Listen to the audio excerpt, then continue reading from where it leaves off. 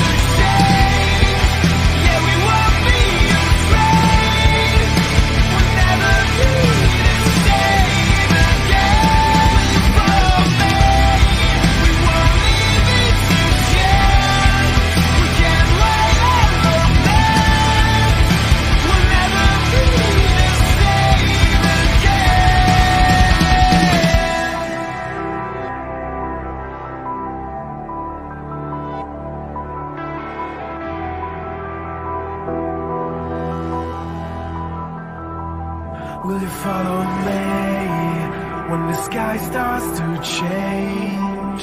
Yeah, we won't be afraid. We'll never be the same again.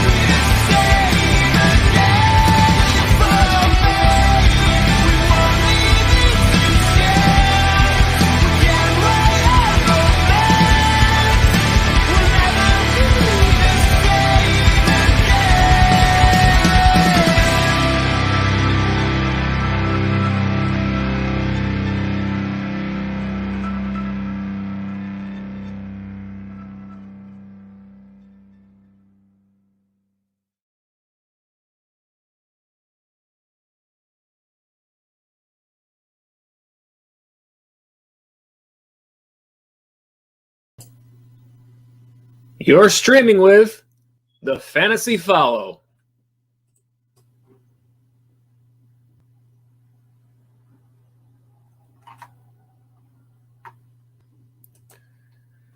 Week 5 is in the books, everybody. Another Monday Night Football overtime game for everybody to watch. This time, Baltimore gets the victory. We hope you enjoyed the game.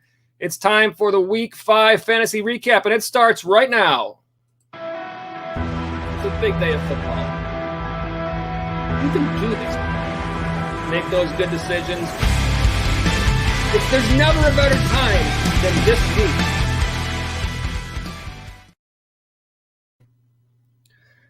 What's up, everybody? Welcome to the Fantasy Follow. This is the TFF Live Monday Postgame Show. Glad to have you with us. Chance for us to go through all the weekend's action fantasy football style after another Monday night football game here. We hope that you all enjoyed the game. If you're new to the show or if you are a regular, we are here for your chats. So even if we are doing other content, our live chat is open. We got that message pinned for you in the chat area. Please feel free to drop us a question. We will get to those as soon as we can. We got plenty of other content to go through, but we are certainly here for your chats. If you're watching on replay, feel free to drop us a comment in the comment section below. Let us know your thoughts on any of the information that we go through. We'll start out with the game that everybody just watched. It was Baltimore getting the win over Indianapolis, 31-25. A come-from-behind victory in overtime for Baltimore. A big day for Lamar Jackson fantasy-wise, 41.98 fantasy points, 448 yards passing. I believe they said it was a new Ravens passing record, 4 touchdowns. He had 63 yards on the ground as well. Ended up being the second highest scoring quarterback of the week in fantasy. Also, Marquis Brown with a great night, 10 targets, 9 catches, 125 yards, 2 touchdowns, 33.50. He ended up being the third wide receiver for the week.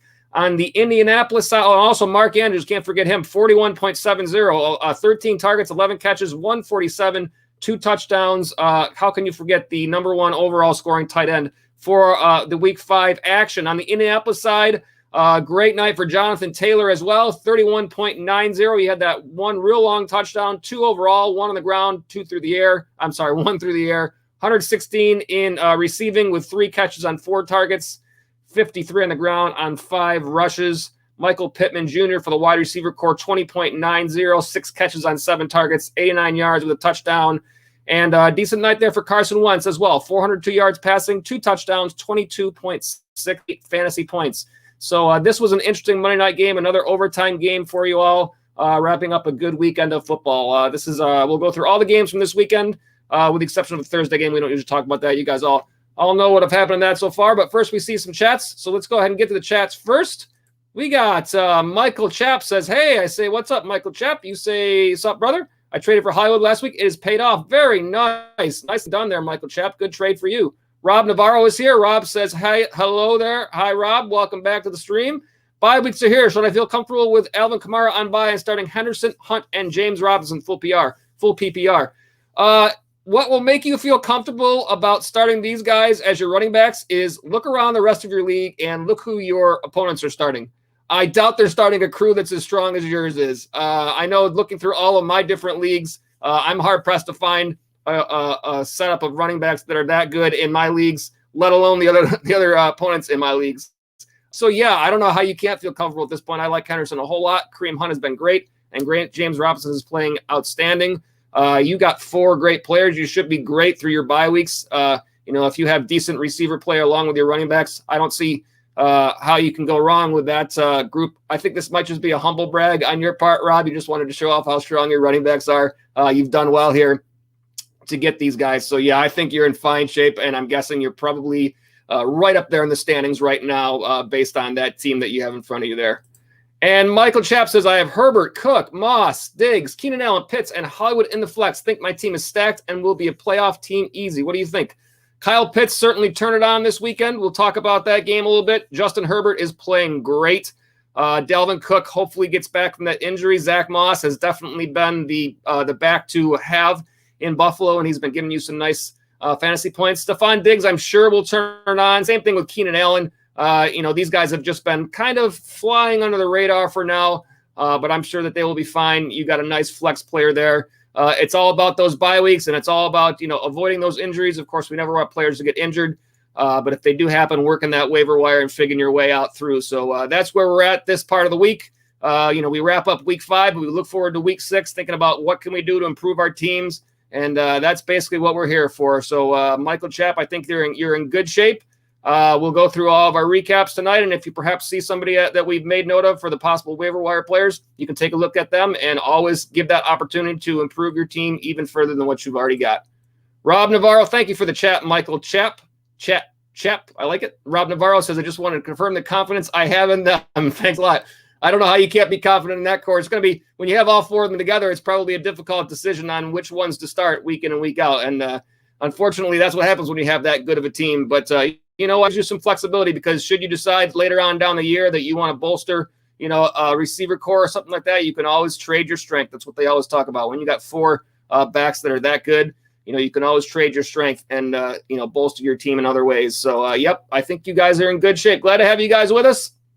Let's go ahead and get into our content for the night. We will get started with the Week 5 recap here on the Fantasy Follow. That is what we do tonight on our show. So let's go ahead and get our setup going here, and we will get you right into these games, starting out with the first game, and that is the game that we saw early Saturday. It was so early on Sunday, it felt like Saturday. That was the London game between the Jets and the Atlanta Falcons. Atlanta wins this game 27-20.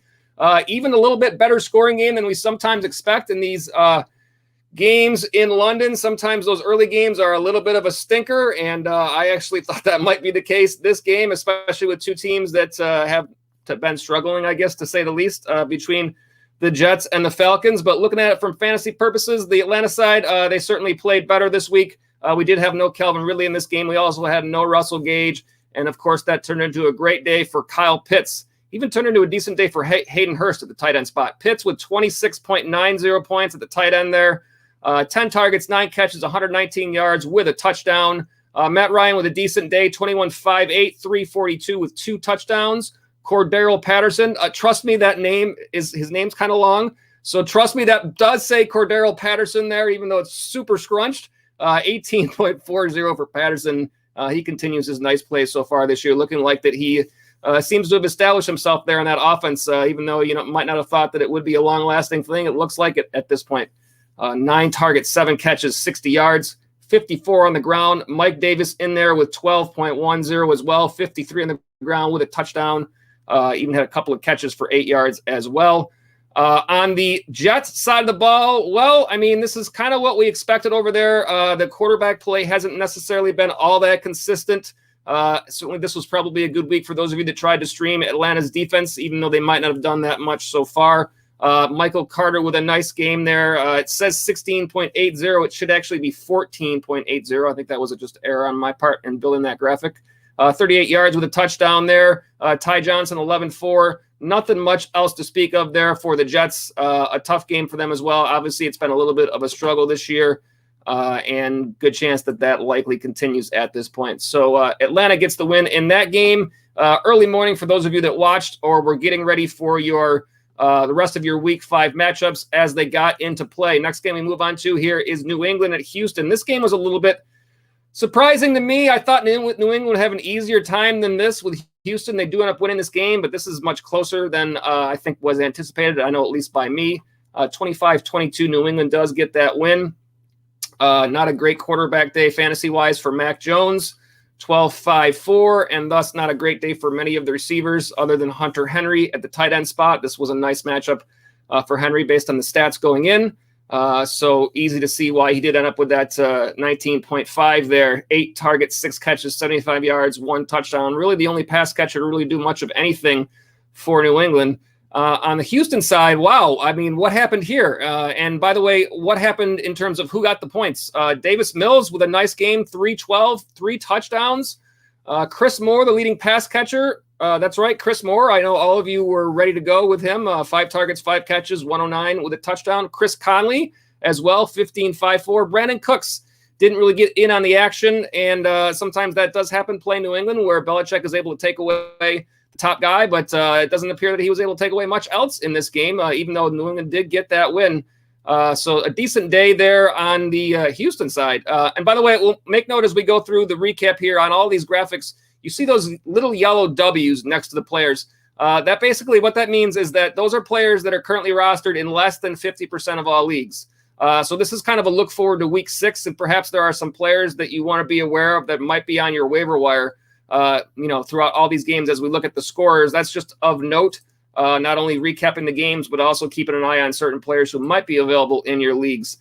So that is the New England and Houston game. We move on to the next game, and it is Miami, Tampa Bay. Tampa Bay, a big win in this game. By the way, anybody else want some fantasy points on the Tampa Bay Bucks side of the ball? Oh, my goodness. This is just, I think, out of all the games so far this year and building this graphics, easily the most fantasy points on the board up and down of any of these games. Another big game for Tom Brady, 429 with 5 touchdowns. Just having a great season so far. That was actually the 3rd highest scoring fantasy quarterback of the week. So Brady makes the top 5 again. Antonio Brown, 8 targets, 7 catches, 124 with 2 touchdowns, 31-4-0. Mike Evans as well, 29-3-0, 8 targets for him, 6 catches, 113, and 2 touchdowns there. Godwin with a steady 14. Leonard Fournette running the ball. Despite the fact that they won this game that big, the receivers still had great games, but so did Fournette. 67 on the ground with a touchdown, 4 catches for 43 yards, 21.00. On the Miami side, well, who would have thought Myles Gaskin is back? What is going on, Miami? Myles Gaskin does nothing the game before, and now he's essentially the only player doing anything fantasy-wise for your team. What is going on? It'd be nice to know if we could trust Myles Gaskin in our fantasy leagues at this point. Perhaps last week was just kind of the opportunity to kind of give Gaskin a wake-up call, and now he's back in. I'm not too sure what's going on. Malcolm Brown, next to no usage, doesn't even make the stat sheet for this game. Gaskin with 32 on the ground, just 6 rush attempts. Clearly, Miami wasn't running the ball in this game, but 10 catches on all 10 targets, 74 yards, 2 touchdowns, 32.60. If you held on to Myles Gaskin, perhaps this is somebody that you can look towards again. Who knows? I guess it will remain to be seen. Mike Gesicki for the tight end spot there, 8.30. Gesicki's been a little better with Jacoby Brissett, 7 targets, 4 catches, 43 yards. It does appear like Tua Tagovailoa is about to be back from IR. So it'll be interesting to see how things change. A lot of fluctuation in that offense there for Miami. Unfortunate. Makes it tough to kind of know who to trust in that offense. But, of course, something to keep an eye on as we continue throughout the season. All right, got a couple of chats here, so we will go ahead and get back out of here and take a look at the chat before we get to the remainder of our recap, as we always do. Let's see who is up next here. It looks like Aladdin is up next. And Aladdin, one of our regulars, welcome back to the stream. You say, any worth a pickup? Bernard, Gainwell, Heinz have a couple running backs out on bye next week. I think, to me, Kenneth Gainwell is interesting. The problem with all these guys is knowing when to start them. It's just kind of a toss-up. All 3 of these players I would probably classify as, players that are game script starts. If you have spots that are obvious games where these teams are probably going to be trailing, these players do most of their damage through pat out of the backfield. Out of all 3 of these players, the most proven is probably Naim Heinz. But again, what did Heinz do tonight? Not much, probably, if I look at his numbers, because, of course, they were leading that game most of the way through. Indianapolis was, and it was Jonathan Taylor with a big game. Heinz only had 1 target, did not even catch that, had 4 attempts for 18 yards, so very little usage. We have seen him have some usage in games where it's necessary, kind of like a J.D. McKissic type role.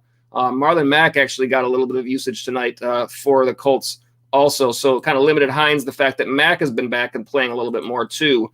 I think Giovanni Bernard for Tampa Bay certainly could get some play. Again, if we look at let's see if I can find the Tampa graphic that we just had up there, and we'll go back to see what they actually did, what he did in that game. Giovanni 11.50 in that game. So the fact that Giovanni still had a decent day that probably would have gotten you through at least in your matchup if you were playing him, despite the fact that they were winning so easily, probably bodes well for him. Again, touchdown dependent. There wasn't really much other than the touchdown there. 2 catches for 14 yards, only 4 rushes for 21 yards. The touchdown got him through. So any of these guys, it's going to be a similar situation. It's going to be a little bit of a dart throw. Do they happen to find the end zone? If you hit on a game where these players are in a situation where they're trailing, then that's where you're going to hit big on these guys. Out of all of them, I think probably looking at the Tampa Bay's got a very good schedule going forward without looking at to be specific, but I know they've got a good run of games. So you think game script wise, they're playing so well, probably less opportunity or less chances that you see games where they're trailing. I think Gainwell and Heinz, you might have a little bit more of a possibility there. Probably out of all of them, I might feel like Gainwell is the one that is most worth taking a shot on. But again, you're going to be in the same situation with all these guys. If you have to fill that spot, you kind of just got to plug one out or pick one out, plug them in, and hope you've got the right situation versus the right opponent to where they can have some action. So I would definitely take a look at your matchups for these players for the next couple of weeks, especially taking a look at the weeks that you have to fill your buys, and try to find a game for either Philly or Indy where it's clear that they are probably going to be trailing or possibly trailing. I know Indy has Houston this week. I don't know specifically who Philadelphia has without looking. I'll look that up really quick if I can on my other screen here. It should tell me, let's see what the game lineup is. Let's see for week 6. If my computer cooperates, sometimes you never know. All right, let's take a look at week 4 Philadelphia. Come on. There we go. All right, Philly. This is a Thursday night game against Tampa Bay. Tampa Bay, tough against the run and giving up a little bit more through the air, as we saw with Gaskin. Again, Myles Gaskin did his action out of the backfield as a pass catcher. So of those two this week, Tampa likely to be beating Philadelphia, so that takes Bernard out. Philly likely trailing. That gives Gainwell an opportunity based on what you saw Gaskin do this past game. I think Gainwell is probably the guy I would give a shot to this week out of those 3. Again, Indianapolis against Houston at home. I would expect Indy to be in a better situation where they're probably running it with the lead with Jonathan Taylor. So I think Gainwell out of these 3, I might give him a shot out of those players that you have there. Hope that helps you out, Aladdin. Good luck to you, whichever players you go with there. I hope they do crush it for you. Michael Chapp, let me get I'm just scrolling up. Again, I want to let you guys know I do scroll around quite a bit on these chats. Miss anybody, just let me know. Hey, Joe, you missed me. It's not intentional. It's just sometimes when I scroll and I do miss people, so I don't want to do that. Just let me know if I do miss you, and I'll go and see if I can find the one that I missed. Michael Chapp says, hey, brother, tight end has a bye next week. Have Ertz on the bench. Do I stick with him against Tampa Bay or go after someone like David Njoku? Hope he goes off.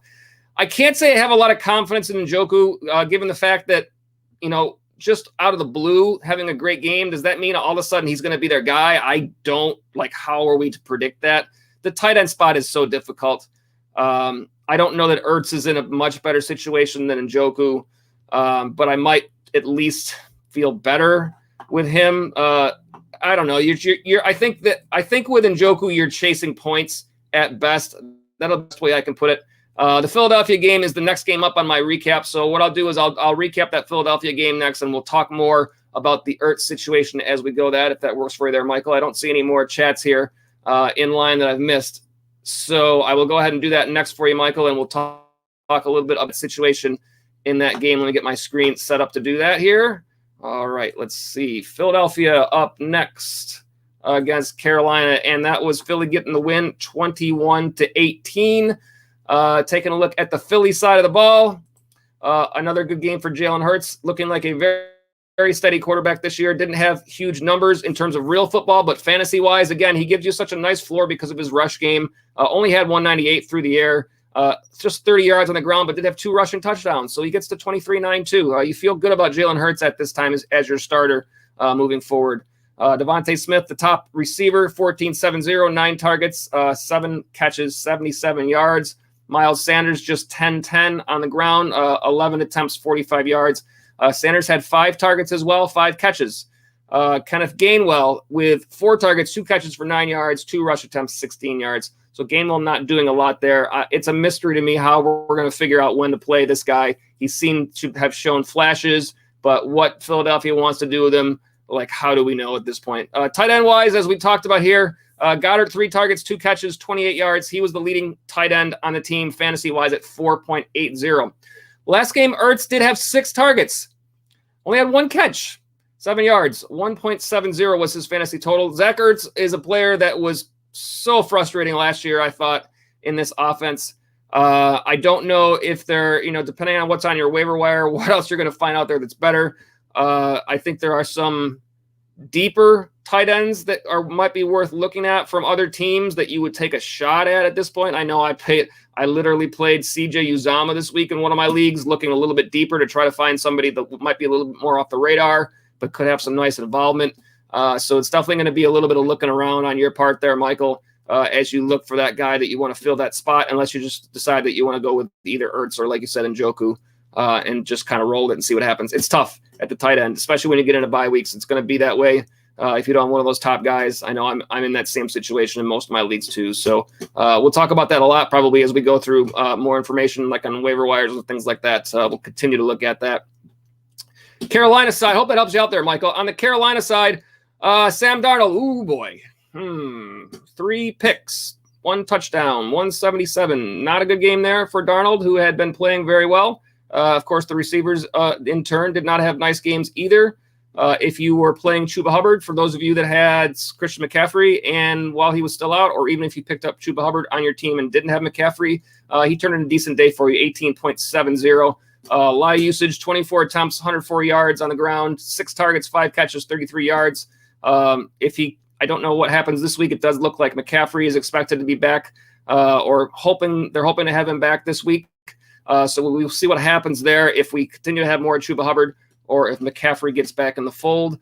At the tight end spot there, Tommy Tremble is a guy that we hear a lot about that Carolina really likes. The fact that they traded away Dan Arnold, we heard a lot of talk about that was because they really liked Tommy Tremble. So here's another guy, like I said, there are deep players from some teams that you could start to take a look at. Just 4 targets, 2 catches, 12 yards, but he had a touchdown. So if you can get a touchdown out of your tight end in those bye weeks when you're streaming, then that's probably about the best you can hope for in a lot of these situations. But 9-2-0 for Tremble, I would take that if I was trying to fill that spot right now.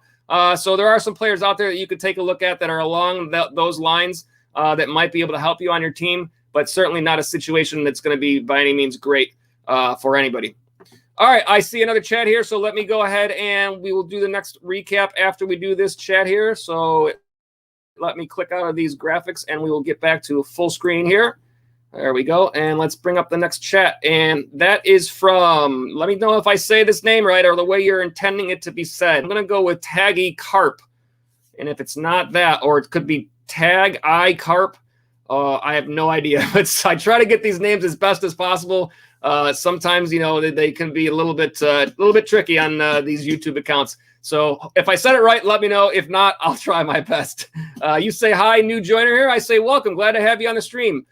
Any thoughts on trading Woods for Fournette? I am low on the running backs, Davis, Harris, Gaskin, who I picked up from waiver wire. Currently 4-1 have Tyreek, Sanders, Myers, and Schultz. I'm guessing you mean Emmanuel Sanders there and not Miles Sanders. I think that Woods for Fournette is a very reasonable thought for you at this point. The Woods thing has been disappointing to say the least this year, and I know that for me, my hope was to see him have a nice game and then try to shop him. And that's kind of the situation that you're in right now. It's a sell high. Is it possible that Woods actually has a bigger role than he had for the first few games for the Rams? Of course, it's possible. I think we saw 12 targets. We'll talk about that more once we do the recap for the Rams game here. Actually, no, we're not recapping the Rams game because that was Thursday. It was 12 targets for Woods. It was still 10 targets for Cooper Kupp. So it's not like we saw a complete reversal where Kupp was getting all the targets before and all of a sudden nothing went to Kupp. It was still Cooper Kupp looking like their main guy. So I think you're still going to have a lot of weeks there where Woods is not necessarily the main guy that they're looking for. It's going to be oftentimes more on the Kupp side of things. I think that definitely makes this a sell high possibility for Woods. It does look like Leonard Fournette is seeming to be the main guy there for Tampa. It does not look like Ronald Jones is taking away as much work. And Giovanni Bernard, is there, but he's going to be the pass catching back. He's not going to be the main ball carrier. I'm sure that he's not the guy getting the touches in the goal line area. I'm sure that's Fournette. I like this deal for you, especially if you're trying to bolster your running back core there at Taggy Carp. Woods for Fournette, I think that's a very fair trade. I think it's a very fair offer to whoever it is in your league that has Fournette, especially if that's somebody that's looking for a little bit help in their wide receivers that wants to take a shot on Woods. I think it's very fair on both sides. I like that deal. And, anytime you guys are out there and making trades that make sense for both sides, that's the best way to make the trades. I know there's a lot of players out there who will try to send out trades and you see them and you're like, what is this? Like, why in the world would I ever accept this trade? I don't think this is one of those. I think this is a very fair offer. Woods for Fournette. I think you can definitely do that and help you out there. Just make sure that your buys are okay. Make sure that you're not losing out on anything on the wide receiver side that really hurts you where you end up with nobody to play on a given week. But based on your other receivers, how often are you starting Robert Woods when they're all available? You're probably starting him over Hill. It's possible that you could be having a decision between Woods and Sanders. Same thing with Myers. But you've got Sanders and Myers to decide between if you need. And Schultz is looking to be pretty decent at the tight end spot there as well. So, I think you're looking at the things the right way here. Your running back core, of course, Davis has been just iffy. Harris is a little bit banged up, and Gaskin, we don't know what we're looking at with Gaskin at this point. Hopefully he's back for you and the rest of us, that have him as well. So go for it, Taggy Carp, make that trade. See what you can do. Hopefully the person that's in your league likes the trade as well, and you can pick up a new player for your roster. And again, welcome to the stream. Glad to have you with us. I'll take this opportunity to say, for those of you that are new on the stream, whether or not you're live or watching on replay, feel free to hit that subscribe button if you're enjoying our content. We want to make sure that you get those notifications whenever we have new content. And also, if you like our content, feel free to drop us a like. The likes and the subscribes really do help out the channel. At the time, we have gone past that first real YouTube milestone as a new channel of 100 subscribers. So we appreciate all of you for being with us, all of our regulars. And of course, all of you new viewers as well. We look forward to seeing you on future streams. So Taggy Carp, thank you for the chat, and good luck, continued wins for you in your fantasy league. Cash Money Wilson is here, one of our regulars. Hey, I got 5 out of 6 this week on the 6 picks game. Not bad. Awesome, Cash Money Wilson. This gives us a good opportunity to put up the promo for our 6 picks game. This is a game that we do weekly. This was our thumbnail for week 5. This was one of our. It's very simple. It's just your chance to play along. There's no cost or anything like that. You're picking 6 fantasy matchups that occur within the same games and just picking out who you think will have the better fantasy scoring day. Mahomes versus Allen was one of the picks this week. Of course, Josh Allen had a great day there. Here's the rules. Very simple. Just find the 6 picks video once it's available for the week. You pick the winners in the comments section on that video. It must be picked on video for us to be able to count them using PPR scoring. We keep those standings all season long, and the picks, they will close at 1 o'clock on Sunday. We'll give you a quick look at what the leaderboard was going into week 5. Chris Noriega, the leader. Vansco and Michael McFarland tied for second. But Cash Money Wilson, if you went 5 for 6, perhaps you're back on that leaderboard this week. We'll have to see if you made it up that way. But nice picking for you there. It's always good to have a nice day. And hopefully fantasy-wise, you had a nice day as well there for your team. So good luck, Cash Money Wilson. We'll put that chat up there for you. Keep hitting them in all your fantasy leagues, and thanks for being with us again. Rob Navarro, truth be told about the running backs I mentioned earlier, that team is 1-4 now. Rest of the roster is Ridley, Jamar Chase, Antonio Brown, Tim Patrick, Renfro, Dawson Knox, who I picked up week 4, feeling good about a comeback. The roster looks okay. Goal is to make the playoffs. Absolutely. There's a lot of weeks left. It's a 17-week season, one more than it's been in the past. And that's, as I've said before, I feel that is to the advantage of players like you and the rest of you who are out there doing your homework. I mean, if you're watching these live streams, then clearly you have an edge, or you're looking for an edge wherever you can in the rest of the season. So that's the cream rises to the top, as they often say. So keep on working. There's never you never know when you can make a little run in your league, win a bunch of weeks in a row, and get yourself right back in the hunt there. Follow up there, Rob, saying the running backs were Hunt, Robinson, Henderson, Kamara, and Chris Carson. Same team. So you're telling me that team with the running backs is 1-4, and the rest of the roster, of course, Calvin Ridley, you've hoped for a little bit more. Chase has been great. I don't think you're in a bad situation with this team. Let me scroll. I'm just scrolling back up on my side of things just to look at what you said in the earlier. Yeah, I know that there's definitely some leagues that I'm playing in where my record doesn't. I look at my roster, I look at my record, and I'm like, wow, like how is this not better than this compared to other teams in the league? When you look around at the other teams and see their rosters, but you know what, that gives you some good thoughts moving forward, and perhaps you can kind of turn it around in future weeks. So yeah, if you have good depth, the bye weeks is where you have an advantage. Teams that are top heavy are going to struggle when they hit those bye weeks and they don't have the depth. You certainly have depth there at the running back spot. And let me put that back up again. Let me see. You certainly have depth here at the wide receiver spot. I think Ridley and Chase are reasonable every week starts, and Dawson Knox is looking really good. And you say just a matter of playing the wrong guys, making the wrong choices. That's fantasy football, man. What are you going to do? Like, there's decisions to be made. And I always say it's a lot like poker. Like, all you can really do is make the best decision based on the information you have. I don't know if, Rob, if you're a poker player, but the goal is that you continue to make the best decisions you can for a long enough time that it eventually swings to your favor. That's the same thing with poker. You get two cards, you play what you have, try to read your opponent in that situation, and you can have the best hand, go into that last card on the board. And if there's one card out there that makes your opponent win and that card hits, what are you going to do? That's the game. That's what makes, I guess that's what makes us keep playing. Right, Rob? It's like they say in golf, when you hit that one good shot, it makes you keep playing again. So yeah, that's why we play this game. It can be frustrating, but when you do make those decisions and it works out, or you take a chance on somebody and it goes the right way, it feels really good too. So just hope that situation provides itself the opportunity to happen for you, Rob, and you just keep rolling with what you can there. Taggy Cart back on the same Woods for Fournette trade, assuming even better if I can get Woods for Swift. The guy has Swift, Fournette, and Zeke. Yeah, I think you might have a better chance on a 1-for-1 Woods for Fournette. I think that Swift, I don't know if they'll do that deal for Swift. You certainly can try. If you feel like you have a better shot at Fournette, then there's no reason why you can't, then offer the Fournette deal afterwards, especially if this is a league where you actually know the players. More difficult in some of those leagues where you're just playing with the regular leagues that are out there and the players are just some random person anywhere. A little bit more difficult to do that because it's harder to say, hey, talk the trade through. But I could say that perhaps, it's possible if you did Woods plus something for Swift. Let me scroll back up here. You do have Davis, Harris, Gaskin. If you were to, let's say, sell high on Gaskin right now and did like a Woods and Gaskin for Swift, that might be a possibility, or a Woods and Davis, something like that for that person. That might be a way that you can get the Swift if that person is a little hesitant to do a 1-for-1 there. It depends on what they need at the wide receiver spot. Again, you guys know your rosters as well as anybody. Without knowing all the players on both sides, I'll never know all the information that you do. But this is kind of what I do with these, is just kind of give you as much information as I can to kind of point you in a direction that might be best for you. So I definitely understand what you're saying. I would prefer Swift as well if I could get him there.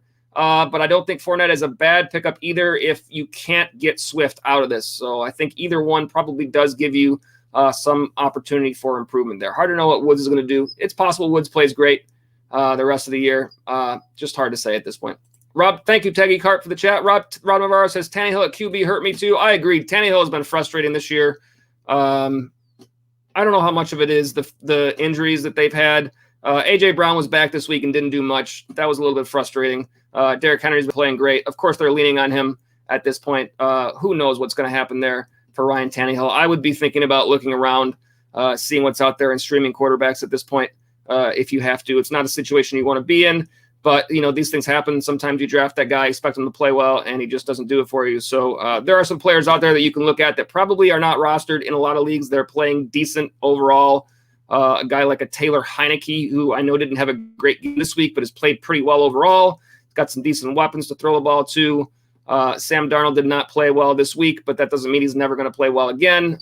There are some players out there on the waiver wire who you might be able to take a look at, even the newer players like Justin Fields and Trey Lance, should they continue to improve our possibilities there for you. So all we can do is keep trying to improve those teams and keep trying to improve those records. That's the game. Rob Navarro, you say thanks, man, and I say no, thank you, as I always, to all you guys that are on the chat. The chats are really what make the shows there. So we have lots of content, and we could talk about a lot of stuff, but we would always rather be talking with you guys than just talking to you guys. So appreciate you guys being on the chat. And anybody else, the chat will be open. You've got that pinned at the top of your chat window there on YouTube.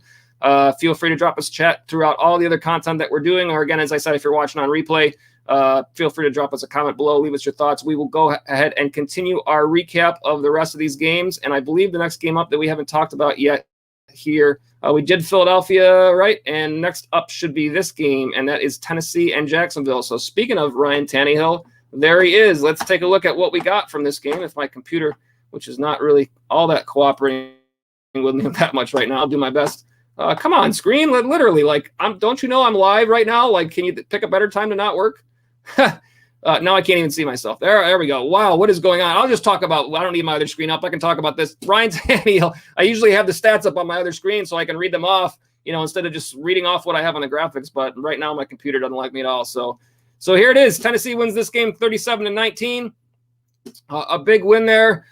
For a win that big, not much out of Tannehill and not much out of A.J. Brown. Of course, it was Derrick Henry getting all the points, 31.00 there for Henry in that game. Another very nice game. Goodness gracious. Struggling on my side of things here. Henry is having a great season so far and away the number one running back in fantasy football right now. At the tight end spot, as we talked about before, another new name that we see. I'm not even sure, to tell you the truth, how this name is supposed to be pronounced. It looks like I don't know. It looks like Michael to me. It looks like it should be said Michael, but it could be Nicole Pruitt. Either way, 10.70. You would take that in terms of the tight end spot if you had to stream a tight end at this point. So we look for these players out there. And again, as you look at these graphics, you see the yellow W to the left side of the names, and that means these players are currently rostered in less than 50% of all leagues. So that's the idea behind these graphics, is to let you know, hey, my stats are up. Thank goodness. What in the world? Letting you know which guys are out there should you be looking for players that other players in your league might not notice. Again, Pruitt, that was only 2 targets, 2 catches, with it, but of course the touchdown is what does it. 27 yards there was all he had. 7 targets for Brown, just 3 catches for 38 yards. Henry, of course, 29 rushes, 130 on the ground, 3 touchdowns. Just if you drafted Derrick Henry this year at this point, he's certainly paying off for your team. On the other side of things, oh boy, what in the world? Jacksonville, oh man, what's going on here? First of all, Jamal Agnew, really? Tavon Austin, really? DJ Chark is injured, and no Marvin Jones anywhere to be seen, and Laviska Shenault is behind these guys. I mean, what are we supposed to do here with your team, Jacksonville, if we're playing fantasy? Of course, I'm sure you're not out there worried about our fantasy teams, but why are we not seeing, again, this is like the beginning of the year when James Robinson should be your main guy, and all of a sudden Carlos Hyde's getting the work. What's going on here, people? Agnew, 8 targets, 6 catches, 41 yards. Austin, 5 targets, 5 catches, 54 yards. Shenault, 3 targets. Jones, 5 targets. Nothing. James Robinson, at least, seems to be back off to his good play that we saw from him last season. 19 attempts on the ground for 156. A great day there with a touchdown. Had 1 catch for -2. So be it. Trevor Lawrence, 273 through the air with a touchdown. Also had a rushing touchdown as well, 22-7-0. If you were playing Lawrence, you probably would be all right with that. Again, another tight end you can look at here. And this one perhaps is more worth a look based on his usage, which is more worthwhile to me than the actual points. Dan Arnold, 10.40. To start the season, the very first game, I think it was James O'Shaughnessy, had a game there for Jacksonville where he was targeted quite a bit. And I remember saying on one of the streams, like, hey, let's keep our eyes on James O'Shaughnessy here. Nobody's going to be thinking about him, but the amount of targets that he had means that, what do we have here? Is this somebody who could be a possibility later on? Arnold, 9 targets in this game, 6 catches for 64 yards. 9 targets was the most on this team. All right. That is something worth looking at. If you're looking to stream a tight end, they traded for this guy. Clearly they want him in this offense. If we're looking for somebody to stream at the tight end spot, you have to take those players into consideration. And the good news is, for somebody like that, it's not likely going to cost you your waiver priority. There's a good chance the rest of the players in your league are not taking this guy. You don't need to put a claim in. You can just simply wait for your waivers to go through and get him for free. Let your priority number build up while the rest of the players are getting all these big name guys. Keep your roster intact and pick up the guys that you need to build your team as you go. So that's why I like to look for these players, because I believe there's a lot of value in doing that and keeping that priority number, so that when there is a guy that you really need to go out and get, like a Damien Williams for Chicago, or like a Daryl Williams for Kansas City when we have injuries. Like I said, of course, we don't ever want to see injuries, but they do happen. So if you can do this sort of thing and pick up guys that are flying under the radar, use them to keep that priority so that you can get those bigger assets when they become available to you, or bigger value players, then that's good for your team. So that's the kind of thing we're looking for here. Again, Dan Arnold, let's keep an eye on these guys as we move through the rest of the season. Or even think about, bye weeks or whatnot's happening. These are the guys we want to look at here. All right, I see a chat here, so I'm going to go back to the chat before we move on to the next game. And let's see what we got over here. Let's see. We got a chat here from Zondo1221. Looks like you might be a new viewer. Welcome to the stream, Zondo1221. You say, should I trade AB for Waller? Receivers are Moore, Kupp, and Smith and Laviska. Tight ends are Higbee and Arnold. 14, deep league, 14-team PPR, 3 wide receivers, 1 flex. Wow, 14 teams with 3 wide receivers. You got to play real deep. That's a nice lineup for as deep as you are. You got Moore, Kupp, and Smith. I bet you there's a lot of teams there that are hurting right now. So they always talk about trade your strength. So in a league that's that deep, and you've got 4 real good receivers, Antonio Brown is of course, probably a sell high candidate at this point. Again, I talked about Antonio Brown earlier in the season, and I thought that he was probably a spot starter. He's showing more consistent play in that offense than that I expected, given the fact that there are so many mouths to feed there. We will see what happens when Rob Gronkowski comes back, if that affects any of those players in terms of their volume going down a little bit.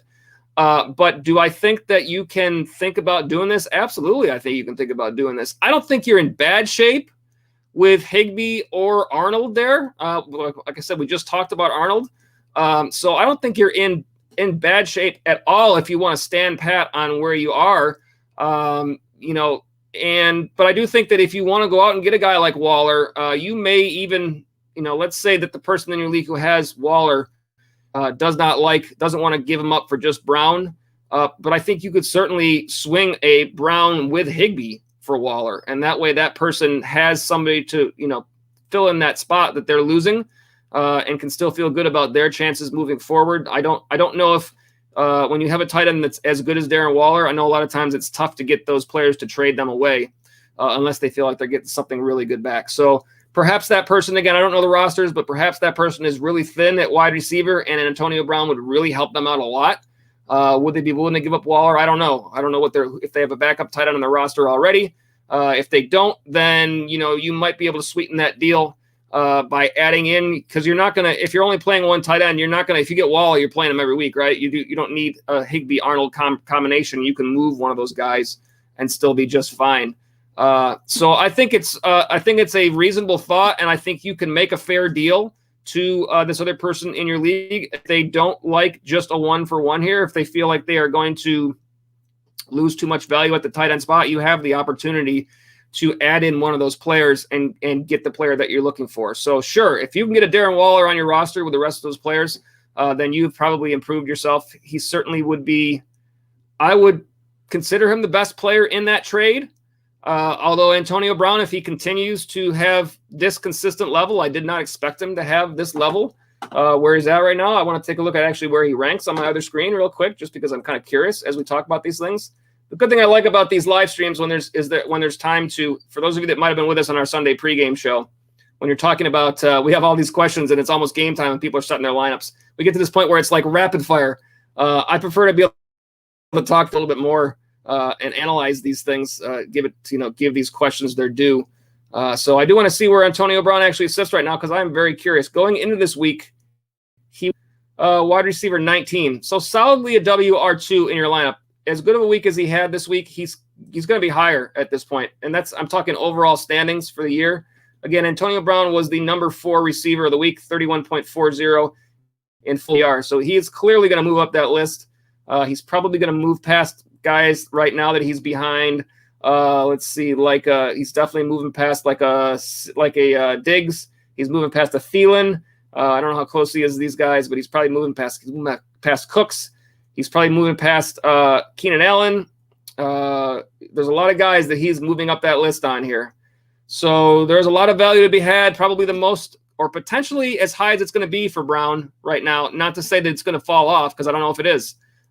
He's showing more consistency than I expected. But I definitely think, to wrap it up, Zondo, for all that information, I think you can definitely make a fair offer here with what you have. And if that's somebody that you value in your lineup and you feel like Waller gives you a better chance to win your league, then go for it. I'm not really one of these people who thinks that, trades have to be absolutely like, oh, if I didn't get the better side of the trade, then I didn't do well. No, it's about, did you improve your team? And so if you have, what do they say? Trade your strength. If you have a lot of strength in one position and you give up something and somebody else looks at that trade and says, man, why did you give away so much? Well, the reason why is because you got a lot of receivers. that you already have on your team, and you want to upgrade another position to give yourself a better chance to win. I don't have any problem with that at all. I think that's what you want to do in fantasy football. So I don't care what other people want to say. If they think that you didn't win the trade, so be it. When you win your league at the end of the year, you can tell them about it at that point. So, yeah, Zondo, I think you can make a very fair deal here. And I think if that's the best way that you feel like going toward your championship, why not? I think you should go for it. Hope that helps you out there, Zondo, whichever way that goes. I hope those players continue to crush it for you in your leagues. Go out there and get those W's, and glad to have you on the stream.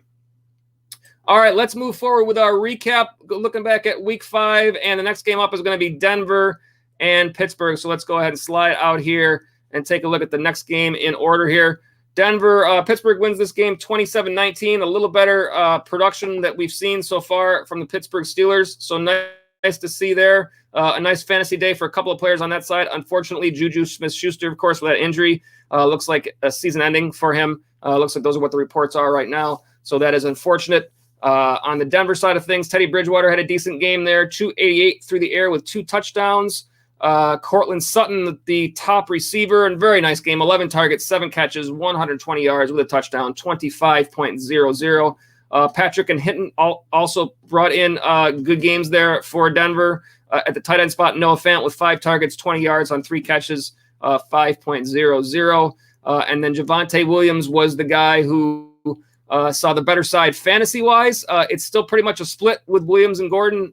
We haven't seen – I know a lot of people expected Williams by the end of the year to be the guy that's getting more, at least the better side of that committee backfield. We're not seeing it yet in terms of the usage. In terms of the fantasy points, yes, a better day for Williams.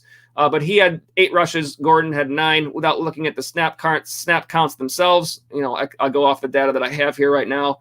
61 on the ground for Williams, 34 for Gordon. Williams had 4 targets, whereas Gordon only had 2. It turned out to be a better fantasy day for Williams, 11.60, 61 on the ground, 25 through the air, and Gordon not as well. So of those 2 players, if you're rostering either one, it does seem like Williams has a little bit of an edge right now, but again, this could be a week-to-week thing in that offense. On the Pittsburgh side of things, again, I promise that says Ben Roethlisberger. It's a long name, but that's about the best we can do there. Only 25 pass attempts for Roethlisberger in this game, which is down quite a bit. 2 touchdowns. A lot of that is because Najee Harris. Of course, Pittsburgh, with a game script edge in terms of the run game there. Harris with 23 attempts, 122 on the ground with a touchdown. Also 2 catches on 5 targets for 20 yards. So a great game there for Najee Harris again, 22.20. Obviously, turning into a nice fantasy player on your roster at this point. Big game for Chase Claypool, 130 yards, 5 catches on 6 targets with a touchdown.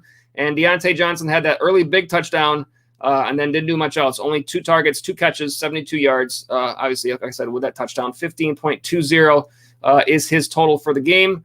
And then, again, unfortunately, with Juju Smith-Schuster now out with that injury, you would think that there is perhaps some volume that you would expect to see continue to go the way of Claypool and Johnson. So if you have those players on your fantasy roster, you would think that there might be a little uptick in volume there. Tight end spot, we talk a lot about that. Eric Ebron, not a lot to speak on there. 3.00, just 2 targets, 2 catches for 10 yards. Again, Pittsburgh didn't throw the ball very much in this game. So you can understand why the stats are a little bit lower. But with the limited amount that they threw the ball, to have a couple of guys that had nice days like that certainly helped out your fantasy team nonetheless. All right, next game up here is Detroit and Minnesota. Minnesota wins this game 19-17. Again, another close game for the Lions, and Minnesota wins it at the end. Looking at the Lions side of the ball, a nice game for DeAndre Swift. 11 rushes for 51 yards with a touchdown, and really where Swift pays off for you, especially in a PPR league, is his usage in the pass game.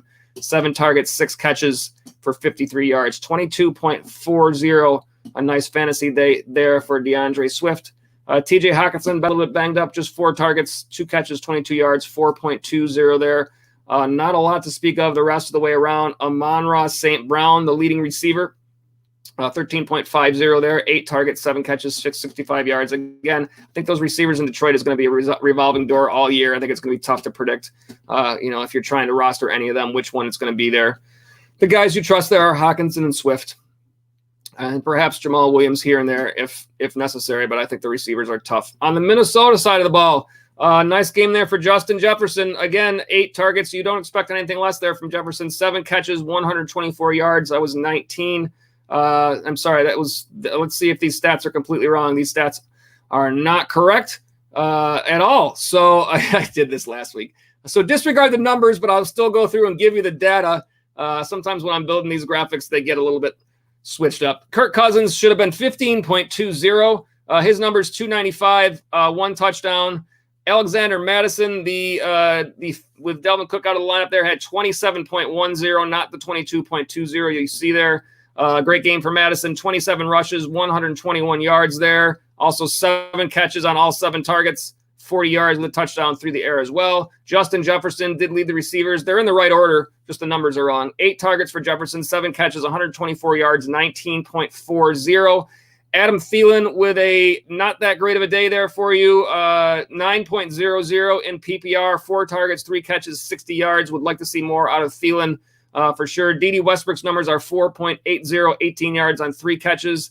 And then CJ Ham was 2.50, and then Tyler Conklin was 4.50. So those are the correct numbers for those players. Conklin with 3 targets, 2 catches, 25 yards. Again, sometimes these graphics, when I go through and build them, sometimes I just miss a couple things here. And it happens. It's live. We are live on YouTube, so I'm not going to pretend like I didn't do that. That was me. And you guys that are with us regularly, you know sometimes these things happen. So we'll move right along to the next game, Green Bay and Cincinnati, and we hope the numbers are actually correct on this screen. Green Bay wins this game 25-22. They finally hit a field goal to win the game after, if you watch this one, several misses throughout the end of this game here. Green Bay does get this win. It was Aaron Rodgers, 20.76. A nice even day for Rodgers. We haven't seen big games out of Rodgers right so far, but hopefully he's keeping your team in contention fantasy-wise. 344 with 2 touchdowns. The guy that you hope that you had on your roster was Devontae Adams. What a great game there. 16 targets, 11 catches, 206. Great game for Devontae Adams with a touchdown, 37.60. Interesting at the running back spot. A.J. Dillon was the fantasy leader between Dillon and Jones, 17.90. Taking a look at the split of how they were used, Aaron Jones had 15 rushes to Dillon's 9. Aaron Jones had 5 targets to Dillon's 4. So Jones did have more of the workload still, although kind of closer than I expected it to be at this point. It's looking like a little bit more of a split between these two players, which could perhaps give Dillon a little bit more value continuing throughout the season. Jones, it was 14.90. Dillon had the touchdown between the two, and it was a passing touchdown. Jones had more yards, 103 on the ground. But again, the touchdown did make the difference there. Cobb and Lazard as well, not huge amounts. Mercedes Lewis, the top tight end there, 2 targets, 2 catches, 34 yards. Again, disappointing season for Robert Tonyan, for those of you that went out and drafted. But the tight end spot this is the way it is. It is difficult. So for those of you that played Tonyan, you probably for sure aren't still starting Tonyan in your lineup anymore at this point, even though he had a nice season last year. On the Cincinnati side, I do like the Cincinnati offense. I think there's so much value to be had in these players. Jamar Chase has been so good so far this year. If you watch this game, he just looks like a great receiver, that rookie for Cincinnati. 11 targets, 6 catches, 159 yards with a touchdown, 27.90. He is getting to that point where he is almost essentially a must-start every week now. I don't know how you can not keep him in your lineup at this point. Joe Burrow played well. Hopefully the injury concerns are not that bad for Burrow. 20.34 there, 281 with 2 touchdowns. We also saw T. Higgins get involved coming back from injury. So if you're looking for a player who might be out there, T. Higgins could be there. I know I've seen him on some of my waiver wires, although as you see, he is above 50% because he doesn't have that yellow W. Samaje Perine, with Joe Mixon a little bit banged up, got a little more work in this game. That was just about an even split in rushes between Perine and Mixon, 11 each. A few more targets for Perine. Did have a touchdown through the air, but Mixon had the touchdown on the ground. So if you did end up playing Mixon, take the chance, even though the reports that I read, yesterday before the games looked really bad for Mixon. He did at least keep you in there with a decent day. You couldn't have expected really much more than that from Mixon. I think his floor was quite low. This was probably his ceiling in this game. Tight end spot, CJ Uzama, 2 targets, 2 catches, 16 yards. We'll see what happens in future weeks for these teams. Hopefully the injury concerns kind of straighten themselves out at this point, and they were able to get all these guys back on the field that they would like to have there. Nonetheless, again, I still do like that offense there, and especially, Jamar Chase is looking like a great player for that team. Next up, we got New Orleans and Washington. New Orleans wins this game 33-22 over the Washington FT. Jameis Winston, a nice fantasy day, 26.76. More pass attempts than we've seen as of recent with Winston. 15 passes, 279 through the air, 4 touchdowns. Again, perhaps this had to do with Taysom Hill's injury. I didn't see this game. I'm not sure how far into the game Taysom Hill did get injured in this one, but that perhaps does change the play calling a little bit and might lead to more passing. Interesting to see what happens when they return from a bye. They do go on bye this week, and it did look like the expectation was that Michael Thomas might be available after their bye week. So we will see what happens in that pass game. In terms of the run game, Alvin Kamara, 29.20, 71 yards on 16 attempts on the ground with a touchdown, 8 targets, 5 catches, 51 yards, touchdown through the air. More like what we expect to see out of Kamara. For those of us that have him on rosters, or for those of you that have him, we hope to see that kind of continue as the season goes on. Marquez Callaway, if you held on to him, had a nice game there. 8 targets, 4 catches, 85 yards, 2 touchdowns, including that one bomb to the end zone. I think that was the end of the first half there, if I remember that correctly. And at the tight end spot, Adam Troutman, 2 catches on his 2 targets, 43 yards, 6.30 there. He was the leader on that side. For Washington, I know I talked a little about Taylor Heineke. Not a great game there, but I don't think that this means that he's still not a player you can look at if you need to look for a streamer in the right matchup. I think there's some potential there. 11-9-2 in this game, 41 pass attempts, 248, 2 picks, no touchdowns. Antonio Gibson had a nice game on the ground. 21-20 was his total. 20 rush attempts for 60 yards, 2 touchdowns. He had 2 catches as well on 2 targets for 12 yards. Not much there for McKissick in this game.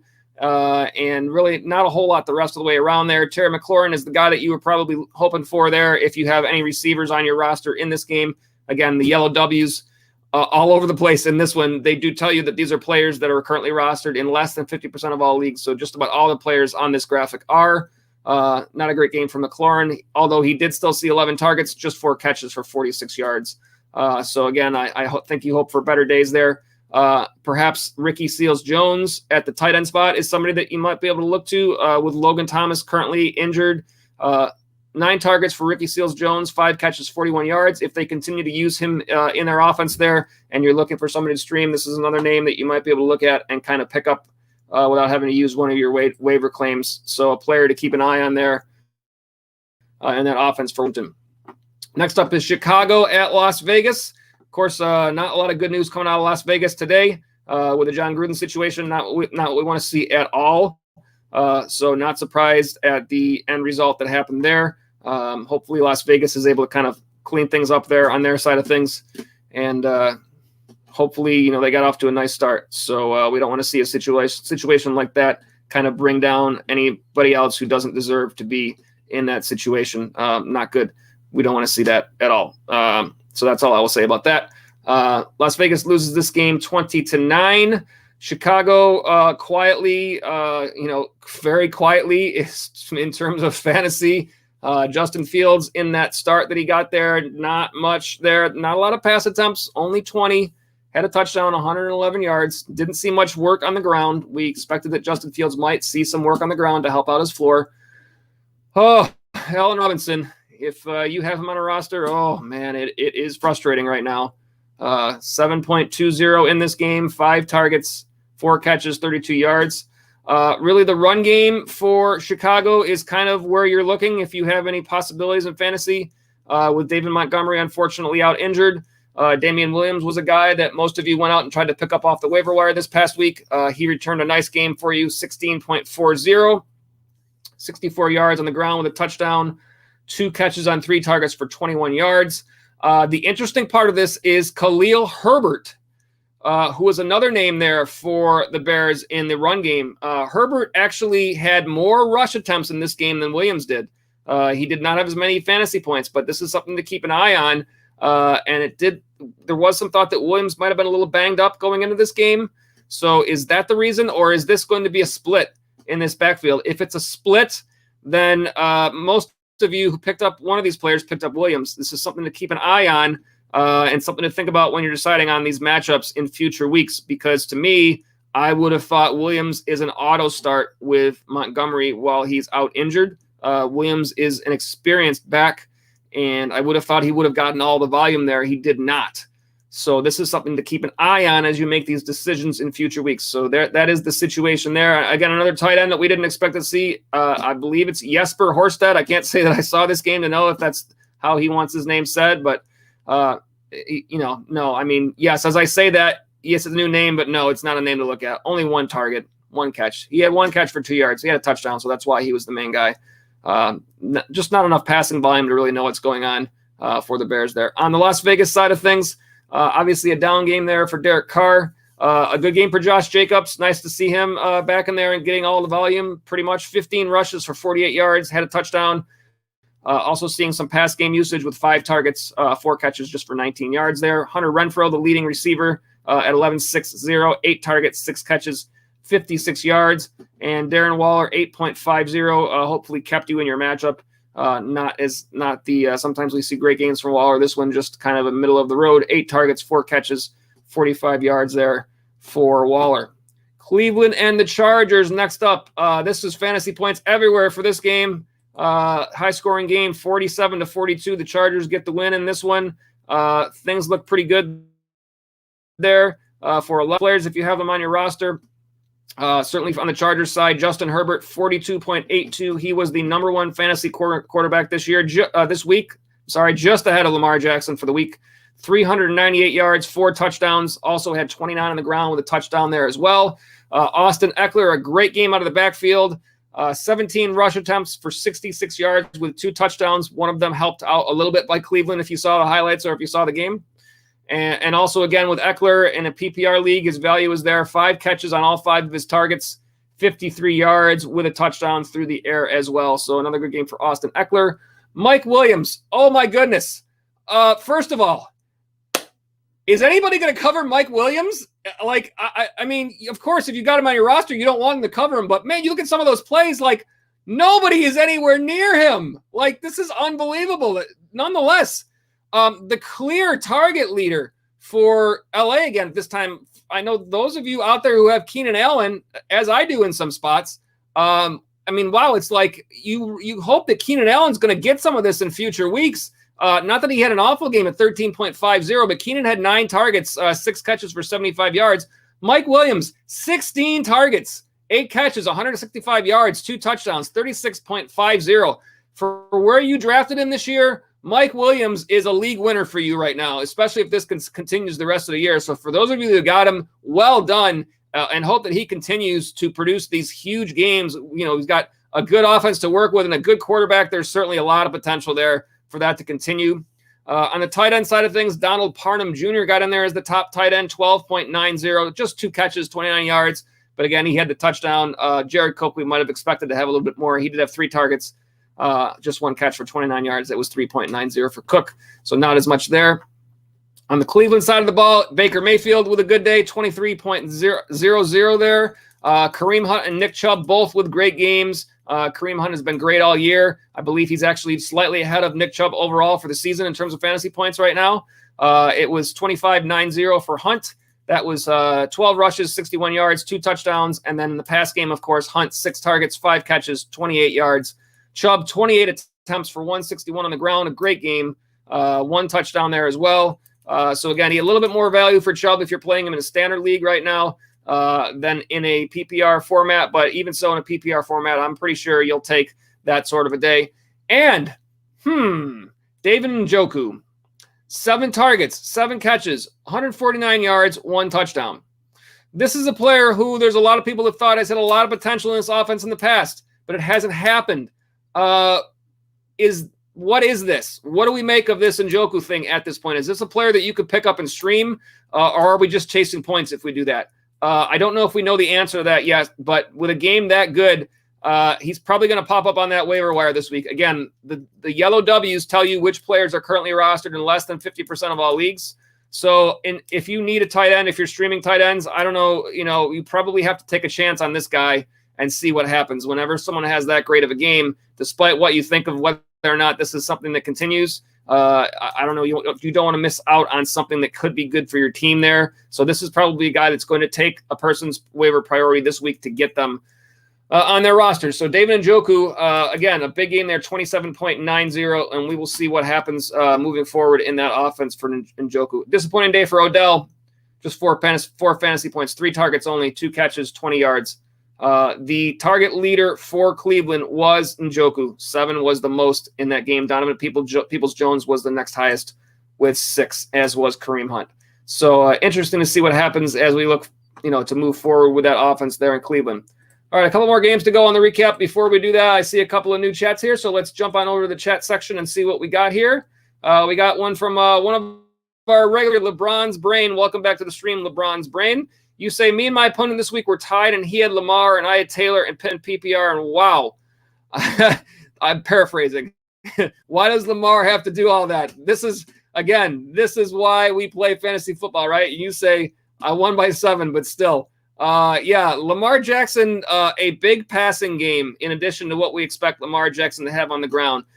So if you were literally like hanging on the edge of your seat during this game, fantasy-wise, if those were the players that you had involved, Taylor, Pittman, and Lamar Jackson. I know that I had Jonathan Taylor in a couple of spots, and so it was nice to see when a game starts out that way, you're like, oh, yes. And Jonathan Taylor is a player that start out the season a little slow, so it is really nice and makes you feel a little bit better about things to see him kind of work his way through.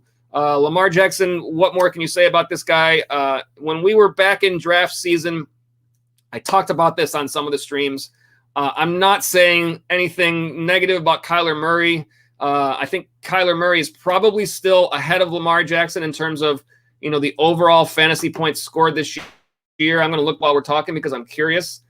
Going into this week, let's see, Kyler Murray was 5, and let's see, farther down the list is Lamar Jackson was only 19, but he's moving up that little. In draft season, I know that Kyler Murray is a player that a lot of people liked in drafts. Most drafts, he was going ahead of Lamar Jackson. I don't dislike Kyler Murray. I would love to have him on my roster. I don't have him in any of my leagues. I don't have Lamar Jackson either, but if given the choice, if both players had fallen to me in a draft, Jackson and Murray, I probably would have picked Jackson. And I'm not just saying that now because he had a great game. I said that during draft season as well. That hasn't been the common thought on Murray. Murray was the player that was drafted higher. I'm sure had the higher ADP as well. I like Lamar Jackson. The rush game that he provides is so good. And when he's adding big dates through the air like he did today, like that is pretty good for your fantasy team. So I'm sure you're in a situation with either one of those guys that you have, Jackson or Murray. But LeBron's Brain, good job on getting that win there. I'm sure that you must have been sweating that out towards the end of that game. If you only won by 7, then that definitely means that things could have gone probably differently for you throughout the course of this game. I know Jackson, I think, fumbled at least a couple times. Haven't looked at the stats yet for that to see. I'm pretty sure that he did, though. I'm going to look that up real quick. Let's see if I can get that on my other screen. And of course, at the end of that game there, if that pass touchdown is a rush touchdown from Jackson, I guess it probably doesn't make you lose, but it probably makes your matchup a little bit closer than that, right? 1 fumble for Jackson. But again, 442 through the air, 4 touchdowns. So man, yeah, if things could have certainly gone the other way for you, if Taylor doesn't have that big day, doesn't have that big run, and he only has the 1 touchdown and Jackson gets 1 more, it could have gone the other way. So good job in getting that win. That's all that matters. You get the W and you move on to the next week, right? That's all that matters. So good job, LeBron's Brain, and thank you for the chat. Glad to have you back on the stream with us as well. All right, let's see here. We got a couple more games to go through, so let's go ahead and go through the rest of the recap here. The next game up on our list is going to be the Giants and Dallas. Not a good game for injury purposes for the Giants. This is not what we want to see at all. It seems like everybody, if you watch this game at all, it seems like everybody was leaving this game with injury. Dallas wins this game 44-20 overall. And as we look at both sides of the game, Saquon Barkley, I think the reports are looking like a week or 2 with an ankle injury there. It looks like Kenny Golladay is probably in the same area with like a week or 2. It looks like they initially thought it was worse for Golladay than it might be. So hopefully we see him back soon.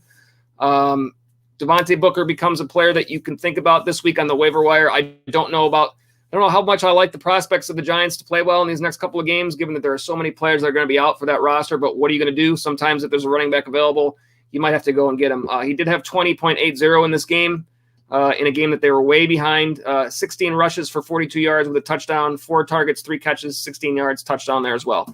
So there might not be a lot of other players that the Giants can look to in their lineup at this point. Kadarius Toney had a great game. He did end up throwing a punch in that game, I believe it was, and was ejected. So he could have even had a better day than he had. 29.60, 13 targets, 10 catches, 189. Again, he looks like he's got some good potential to be a nice player for that team based on watching him play this game. Oh, God, Evan Ingram. Oh, no, not Evan Ingram again. Oh, man, I'm having flashbacks. 9.50 for Evan Ingram. Oh, man, this is one of the most frustrating players of anybody to me in these leagues. So, again, I mentioned this on an earlier stream. I was going to find the clip from the movie Dumb and Dumber where he says, what's the most annoying sound in the world? And instead of the scream, he goes, I was going to replace it with Evan Ingram's got a great matchup as the most annoying sound in the world, because this guy, of all the potential that he seems to have, like, you never know when to start him. You never know what's going to go well and when it's not. So here we are again. When you need a tight end, can you turn to Evan Ingram? 4 targets, 4 catches, 55 yards, 9.50. There's not going to be many other people to throw the ball to. I don't know if I can deal with trying to play him in another one of my lineups and watching what happens. So I'll let you guys roll with Evan Ingram, and I'll sit back and watch probably with somebody else that might play as well or might not. Who knows? That's the way it is. That's my Evan Ingram rant for the night. There'll probably be more of those. I'm sure there was probably enough of those last year. On the Dallas side, Dak Prescott, 22.56. Still has a decent day there, even though we definitely do think that Dallas is more balanced this year between the run game and the pass game than what we saw last year when Dak was playing. So yeah, it's nice that Dak still has that level of production, even in a game like this, where it could go the other way and could be all run game. It was 324 for Prescott with 3 touchdowns there. Zeke, another nice game, 25.20. That was 110 yards on 21 attempts with a touchdown. Also had a touchdown through the air, 2 catches on his 3 targets. Tony Pollard still got some decent juices in the game. Of course, Elliott did have that little injury concern there. Did seem to fall on a pylon in that game, which is not good because, they didn't make much of it on the game itself when they talked about the injury. But, falling on a pylon might not be as much of an issue, except for those pylons had cameras in them now. So the way he landed on that on his back, that is not good. And that is something to me, like, they didn't make much of it, but keep an eye on the reports for Zeke. I haven't seen it this week to see if there's any issues, but that could have been worse than it was in that game. So hopefully he's still good to go there for the Cowboys. Dalton Schultz at the tight end spot. If you took him on as a waiver wire pickup within the past couple of weeks, another nice game, 13.90 for Schultz, 8 targets, 6 catches, 79 yards there. The leader in terms of pass catchers, wide receivers, was CeeDee Lamb. He had that 1 big touchdown, 6 targets, 4 catches, 84 yards with a touchdown as well. Amari Cooper did get involved, 60 yards, 3 catches on 6 targets, also had a touchdown there as well. So you got some production pretty much out of all of your guys that you were going for in that game. Again, look at the W's, the yellow W's, and that tells you who is available in less than 50% or who is rostered right now in less than 50% of all leagues. There are a lot of guys on that New York side and not many on that Dallas side, but the guys that you are rostering on the Dallas side, they pretty much all gave you some decent numbers. So you like to see that in terms of fantasy purposes. So you want to see in order to try to get your W's each week. All right, I see a couple of new chats here, so I'm going to – we've got a couple games left to go, but let me go ahead and scroll back out into the chat section here and see what we got here. Let's see. LeBron's Brains says, also, I have Hawkinson. I'm dumb by the Lions' lack of understanding that he is your second best player, depending on your opinions of Swift. Got to get him involved. I do expect them to get him more involved. I do think he's been a little bit banged up, and I think that could certainly have something to do with what we've seen in the past couple of weeks. I think as he continues to get more healthy, I don't know what the latest report on Hawkinson was, but I think it was this last week where at the very least he might have been either like a questionable tag or like a game time decision, that sort of thing. So I definitely expect him to be more involved. Yes, I agree. He is, in terms of pass catchers, he's got to be their main guy there. Swift, I think, is going to give you continued value, but, you're talking about a big difference in pass catchers between Swift and Hockenson. Of course, Swift is going to get his as well. But I do think you'll see Hockenson have better days. I think this is a guy that is a buy low candidate right now when we're talking about trade potential out there. I think just like you, LeBron's brain, there are going to be some fantasy managers who are frustrated with his involvement, and you might be able to get him for a low price. So for those of you, like we talked about earlier, thinking about trading like a Robert Woods away for somebody, like a Robert Woods for a TJ Hockenson, that's a sweet deal at this point. You might be able to get that sort of a deal from someone who is frustrated with their Hockenson. So I would think about that if you're looking for somebody, and I might even do the same now that I'm talking through these things. The interesting thing about doing these live streams is a lot of the things that we talk on here, even if it's not something that I bring up, if it's something you guys talk about in the chat and I go back and think about it, I'm like, this looks interesting, and then start to look around throughout, the different rosters in my leagues and see if I can find something. So there's a lot to be thought about there, but I do agree, LeBron's brain, we hope to see more out of Hockenson there, and I'm sure you do as well on your roster. Thank you for the chat. Appreciate that as well. We got one here from Jai M. Jai M, welcome back. Says, are you concerned with Waller considering he's not getting as many targets and with Gruden leaving? I think Waller is their best player. So I don't see how he doesn't continue to be a top fantasy player, in that lineup. Now, we talked a little bit already tonight about the Gruden situation. Obviously, that's a bad situation. There's nothing to be said about that. Football is just a game. We don't want to see stuff like this. So no surprise that that is the end result that has happened here. So that's just bad all the way around. And we'll leave it at that. There's nothing more really that we can say about that. Hopefully that they can find better for their organization. And with that coaching staff there, I'm sure that they're going to try to put up and move forward with what they can do. And they have to know that Darren Waller is one of their biggest, players in that lineup. And I have to think they're going to continue to lean on him. I'll be shocked if all of a sudden you don't see Darren Waller having the same involvement. Of course, you never know. These things could happen, but you're always concerned when a player doesn't produce at the level that you want him to. You have these players on your roster and you want to win your matchups, and when they don't give you the fantasy points that you want, there's always reason to concern, especially when you see it over the course of a few weeks. But when you compare your situation to, other teams in your league, and you look at the people who are out there streaming tight ends, who are trying to find anywhere they can on the waiver wire that they can find help because, they don't have a top guy, and perhaps they have a Rob Gronkowski and he's been out injured, or Hockenson who's been banged up and he's not producing. Like, it's tough at that spot. So if you got a Darren Waller, you feel like even if he doesn't have those big games, still feel like he's going to give you at least a consistent level of production. And that's so difficult to find at the tight end spot. That hopefully the rest of your roster around him, when he doesn't have those big games, can pick it up and still get you to a W. And then when he does have a big game, then of course he's a huge contributor in terms of getting you that win. Hopefully it does, continue to be good in terms of fantasy for Waller, but I would be surprised if he's not still just as involved as he's been in past seasons in that offense. Hope that helps you out there, Jai M. Go out and get that, look for that big game the next time and go out and get that W in that same situation. LeBron's brain, now that Heinz has fallen off the RB battle on the Naim Heinz on the Colts, should I try to force a trade Taylor for Elliott? I already have Dak. I think that Naim Heinz is going to have some good games still. I think that it's going to be very difficult to predict when those are going to happen. If you are someone who has Jonathan Taylor on your fantasy roster, you feel really good about things after a slow start made you feel not so good about the way things were going to start off the season. So you're very happy with Tractor Trailer from the Michigan Wolverines. Is that an old reference for those of you that are out there? I'm not sure. Do you try to get a trade Taylor for Elliott? You already have Dak. Let me understand, LeBrons, if you're still on the chat here, if you are meaning that you would like to try to pick up Taylor and trade away Zeke, or if you are trying to pick up Zeke and trade away. Wait, what did I just say? Just let me know which way. Just let me know which way you mean.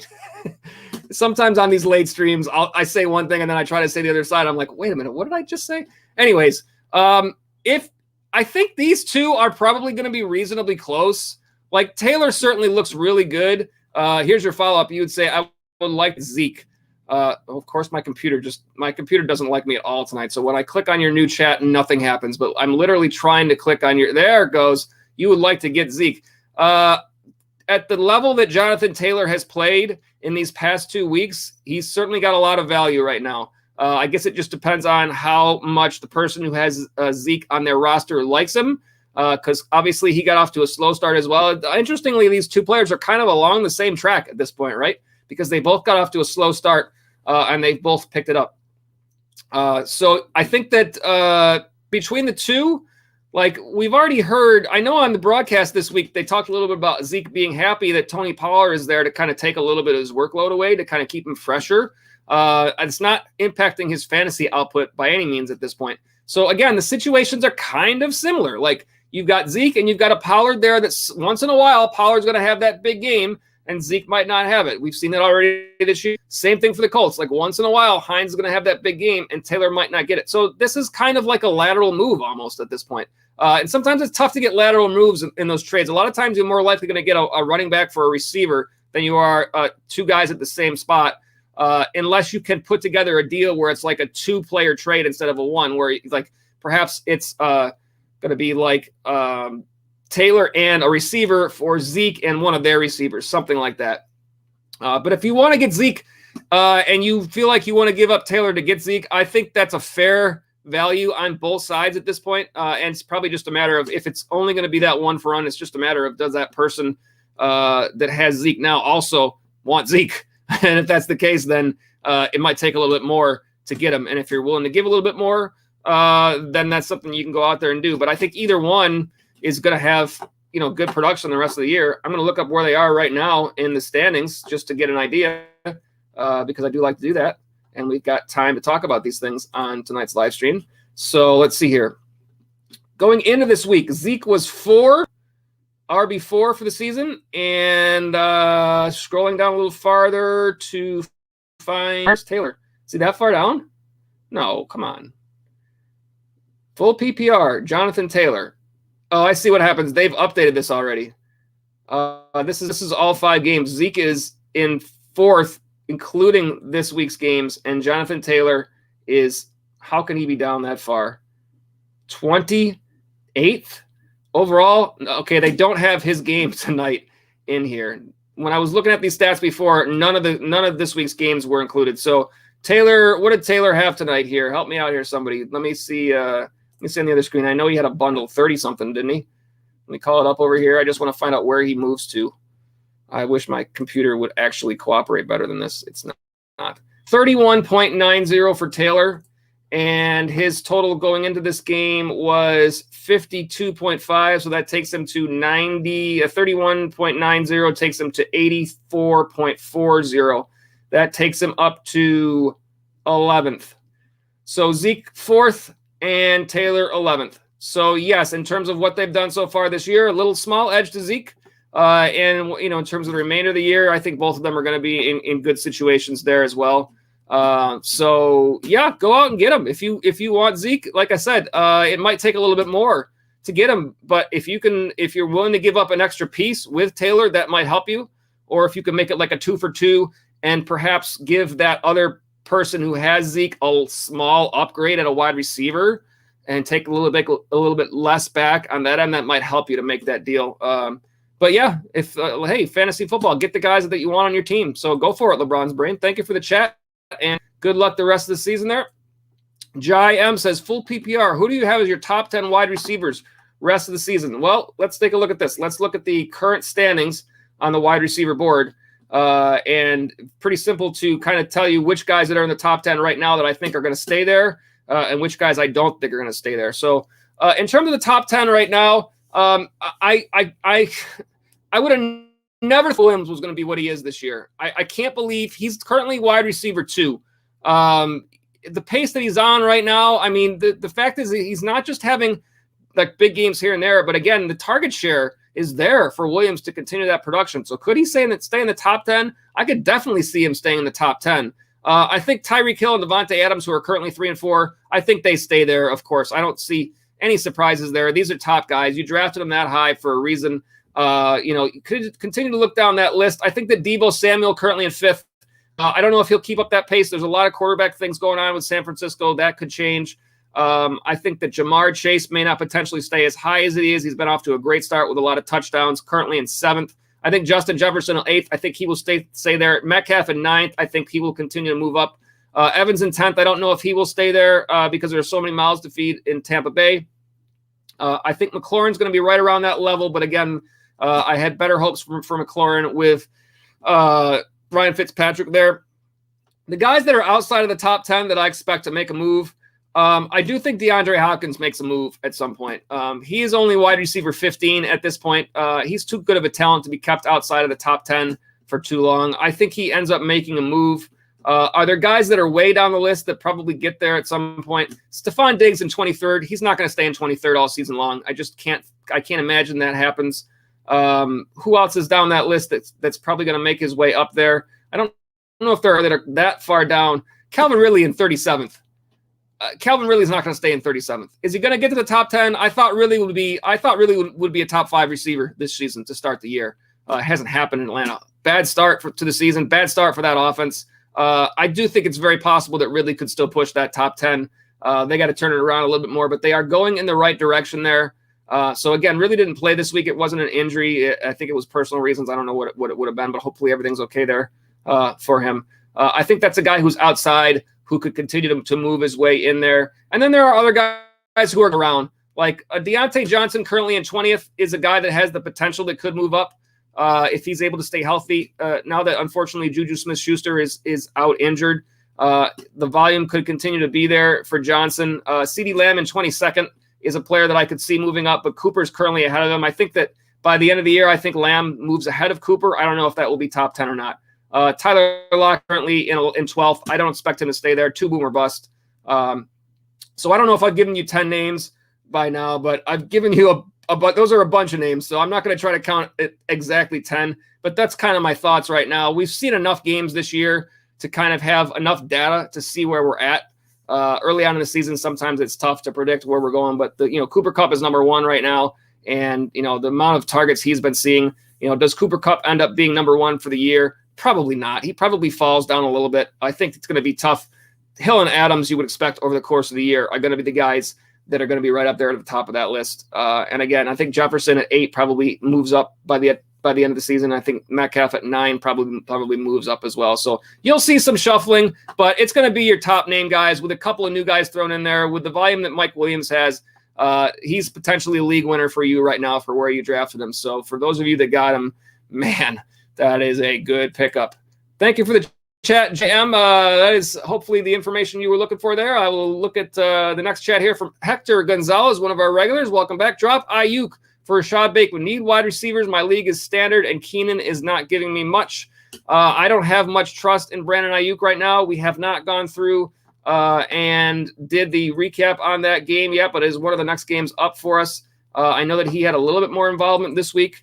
So let me just look really quick. Let's see. That is actually the next game up on our list of recaps. So here, what I'm going to do for you, Hector, is I'm going to hit the rest of the chats here, and then I will come back to yours and look at that next as we go through the game and talk that through. Hector, if that's all right with you. You say or use my waiver for Tone. I believe you're talking about Tony, Kadarius Toney from the Giants. I think Tony in the immediate future has the better opportunity because there are so many players that are injured for the Giants. Now, I don't know what that means for long term. The situation with the Giants seems like a little bit of a, I don't want to say a mess because I hate to use the word mess when you're talking about injuries. I'm talking more about the overall outlook for the Giants team. But in the immediate future, I think you're going to get back. I do see you say Tony there. You're going to probably get more potential for value out of Tony in these next couple of weeks. Like I said, last week, no Sterling Shepard, no Darius Slayton. Now Galladay's hurt. Now Barkley's hurt. Like, they got to go to somebody. And so the volume could be there for Tony. You could probably, continue. I'm guessing that unless you're in a super deep league, that Bateman is probably still going to be there on your waiver wire until he does something big. And I don't know if I think he was on the roster this week, right? For this game for Baltimore. I don't see him in the stats, so I don't know if he played or not in that game. I'm not sure. But I do think he was close to being back to playing there for Baltimore. So, but again, the guy that's going to go off your waiver wire is Tony this week. So you probably got to get him now and probably consider that you can get Bateman later on if need be. And I will get back to the Ayuk analysis when I do the recap for that game. Before I do that, let's pick up James Zhao, one of our regulars. Welcome back here, James Zhao. Trade Henderson, AB, Emmanuel Sanders, and Jerry Jeudy for Christian McCaffrey. Well, you'd be giving up a lot, but Christian McCaffrey's a pretty good player. If you've got the depth on your roster, really the two biggest players in this trade on the side that you're giving away are Henderson and Antonio Brown. Certainly with as good of a game as Antonio Brown had, there is some value there. And Henderson, I think, is going to be a good player for the rest of the season for the Rams. And if he is able to stay healthy, I certainly think he's going to have a lot of value continuing the rest of the season. Would I do this for Christian McCaffrey? If he's going to make that big of a difference on your team, I certainly think that you can do this. Obviously, if you're offering 4 players, then you probably already know that the person who has Christian McCaffrey on their roster, it's probably going to be tough to get them to let him go, especially now that he's almost back from injury. So yeah, can you go out and get him? I think that you can. I just think that it's. I know for me, like I have Christian McCaffrey in one of my leagues. I was lucky enough to get the number 1 draft pick for one of my leagues, and of course it was McCaffrey. I don't know. I can't even say what it would take to get me to trade him away. It would probably take 2 top guys to trade him away. And if I'm only looking at these top 2 guys here, that like if I take the other 2 guys out of the equation, Sanders and Jeudy, because assuming that the team that has McCaffrey also has a roster of receivers that they're planning to start every week, that means a Sanders and a Jeudy, they may not ever start for this person. So yes, it's nice to include them in a trade, but looking at it from that person's point of view, does he feel like he's ever going to start these players and he's giving away a top running back? No, it's really Henderson and even Brown, to me, compared to the people that he has, might only be like a flex player. It really comes down to Henderson, CMC, and the downgrade that you're getting there. So yeah, I guess what I'm looking at here is, for me, if I had my CMC, I'm probably gonna have to see 2 really top name guys getting them back. I'll throw out this just as an example. I happened to make this trade before tonight's games. A person in one of my leagues that lost Russell Wilson to injury and also had Daniel Jones, and of course Daniel Jones is now also hurt. I took the opportunity because in that particular league, I had depth at quarterback. I had both Justin Herbert and Jalen Hurts. And so I offered this person, which he took it immediately, which means perhaps I could have gotten more value back, but I'm still happy with the result. I offered Jalen Hurts and Jonathan Taylor for Alvin Kamara. So I think this is kind of a similar type situation in terms of what it might take. I wasn't sure if this person would be willing to get rid of something that they drafted that high, like Alvin Kamara. Now, it's not number 1, but it was probably like in the top 4, I'm guessing. And Jonathan Taylor played great tonight. So I made that deal before he played as well as he did, but I'm still very happy with the result because essentially, as well as Justin Herbert's played, Jalen Hurts has been playing great, but they say trade your depth or trade your strength. And so I had the opportunity to find a person who needed a quarterback. I had strength at quarterback. I thought that was an opportunity that I could improve my team. We'll see how it works out the rest of the year. Sometimes these trades work out in your favor. Sometimes they don't. But the reason why I bring this up is that I think it's going to be something along those lines that's probably going to be necessary for someone to trade away a CMC. There are some leagues that might not be as competitive where players might not look into as many different options that way. But if this is a competitive league, a CMC person who has CMC on their roster, it's probably going to take a whole bunch to get them. And it's going to be more likely that it's going to be a couple of top names than it is more middle road names. So it might be like a 2-for-1 with 2 bigger names instead of a 4-for-1 with 4 players that might not be at as high of a level. So again, I don't know all the rosters. Perhaps the guy that has CMC has a lot of depth already, and Henderson's going to be fine for his team.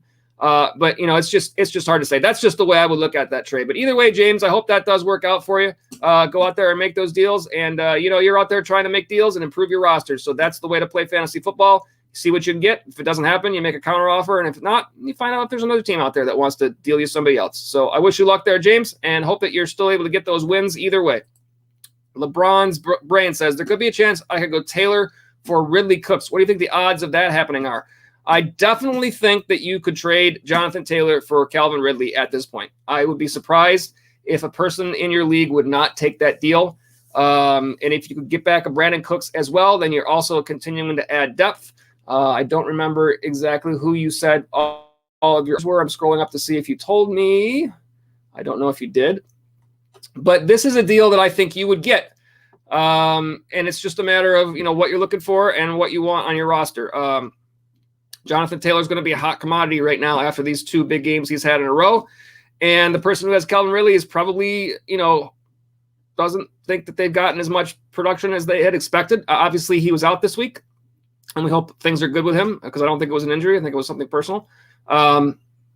But in terms of fantasy football, which is completely different, yeah, sure. Ridley and Cooks would be a fair deal, and it's probably actually in favor of the person that you're trading to. Like, I think that picking up Jonathan Taylor, if they need a running back and if they have good depth at wide receiver, then they're getting back a great player who's playing well right now. But yeah, I think this is a deal you can get. And if Ridley does turn it around, I think he's going to turn it around, but until we see it happen, this is fantasy football. There's no to ever know. So there's chances that you're taking with a trade like this. If anything, if your Taylor for Zeke trade, I think is probably safer, I want to say, because you already know Zeke is producing, and Ridley, you expect him to produce. And based on what he's done, last year when Julio was out, that's why I thought Ridley was a top 5 guy potentially this year, because I really thought his outlook was looking good. But things change, new coaching staff, new offensive coordinator, things are different. I do think it's going to improve for Ridley. It's just we haven't really seen it yet. But yes, I definitely think that you could make this deal, and you probably have a better chance of getting this deal than you do as a Taylor for Zeke straight up, unless you were to alter that sum. So that would be my thoughts on that. I hope that helps you out there, LeBrons. Again, as I said, whichever guys you get there, this is what I always say. I hope those guys crush it for you. Jai M, should you be worried about Diggs as Allen is spreading the ball around and choosing to not just throw to Diggs? I don't think I feel like I should be worried about Diggs, because I think in the long run, he's going to be fine. You have to always take into consideration that the first guy that teams are going to try to shut down is going to be Diggs in terms of those wide receivers. And once this season continues to go along and teams find out that if they just shut down Diggs, that, so Sanders is just going to have a huge day, and so Dawson Knox is just going to beat us, then it's going to be all right, well, we got to do things a little differently. And that's when you probably see Diggs start to turn it on again. I don't think that it's necessarily a situation where Allen is just spreading around. I think, again, we haven't done the Buffalo recap yet, but in terms of Josh Allen had a great day for fantasy points. He was 4th overall, very few passing attempts to get to that level. In games where he has to throw the ball more, then you will see, more involvement for Stefan Diggs. So do I think Diggs is going to stay where he is? No, I think he's going to move away. I do think that there is more parity, I guess you would say, amongst that Bills roster this year in terms of who's getting involved and how much they're getting involved. I did not think Emmanuel Sanders would be as big of a fantasy impact as he has been so far for the Bills. Again, I'm up in Buffalo. I'm Bills Mafia. So but fantasy football is completely different to me. So I'm looking at this from a fantasy aspect. I do think that Diggs will move up those ranks as the year goes on, just because he's too talented of a player not to do that. So of course you would want to see him, have a little bit more than he's got, but I'm sure that that's going to happen later on in this season as well. And then you also follow up with just traded Jefferson, James Robinson, and Corey Davis for, wow, this is a big time trade. Najee Harris and Nick Chubb. That is a big time trade right there. Wow, you got 2 top running backs and you only lost 1 top running back. And assuming you probably have the depth at receiver to give away a Justin Jefferson a whole lot. I'm just scrolling up to see if there are previous chats where you told me more about your roster. I don't see them, but I like this deal. I don't know if this is PPR or standard, but either way, Najee Harris and PPR has a ton of value, and Nick Chubb and standard has a ton of value. They're going to level themselves out either way. And your follow-up here says, I'm jumping around a little bit, says I have Devontae Adams and Tyreek Hill. So yeah, that's a good deal. I mean, both of those running backs are upgrades to the 1 running back you gave up. So you ended up with 2 running backs that are, to me, now James Robinson is a good player. I'm not saying that against him at all. But Harris and Chubb, to me, are upgrades right now, because Harris is, not that Robinson isn't getting all the work, but ton of involvement for Harris, and Nick Chubb in a run-first offense on a good Cleveland team. this is a good deal for you. I like this a whole lot, especially given the fact that you've got 2 top guys in Hill and where did I see it here? Adams. So, and you say full PPR. So, yeah, that is well done, Jai. I hope that helps you out the rest of the season. I like that trade a whole lot. Nice job. Lee Shakur is here. Lee Shakur. I struggle with your name every time you're here, Lee. Lee Shakur. I'm going to go with that and hope that I'm getting it right. Welcome back to the stream. You say, how do you feel about Antonio Gibson and Mike Evans for the rest of the season?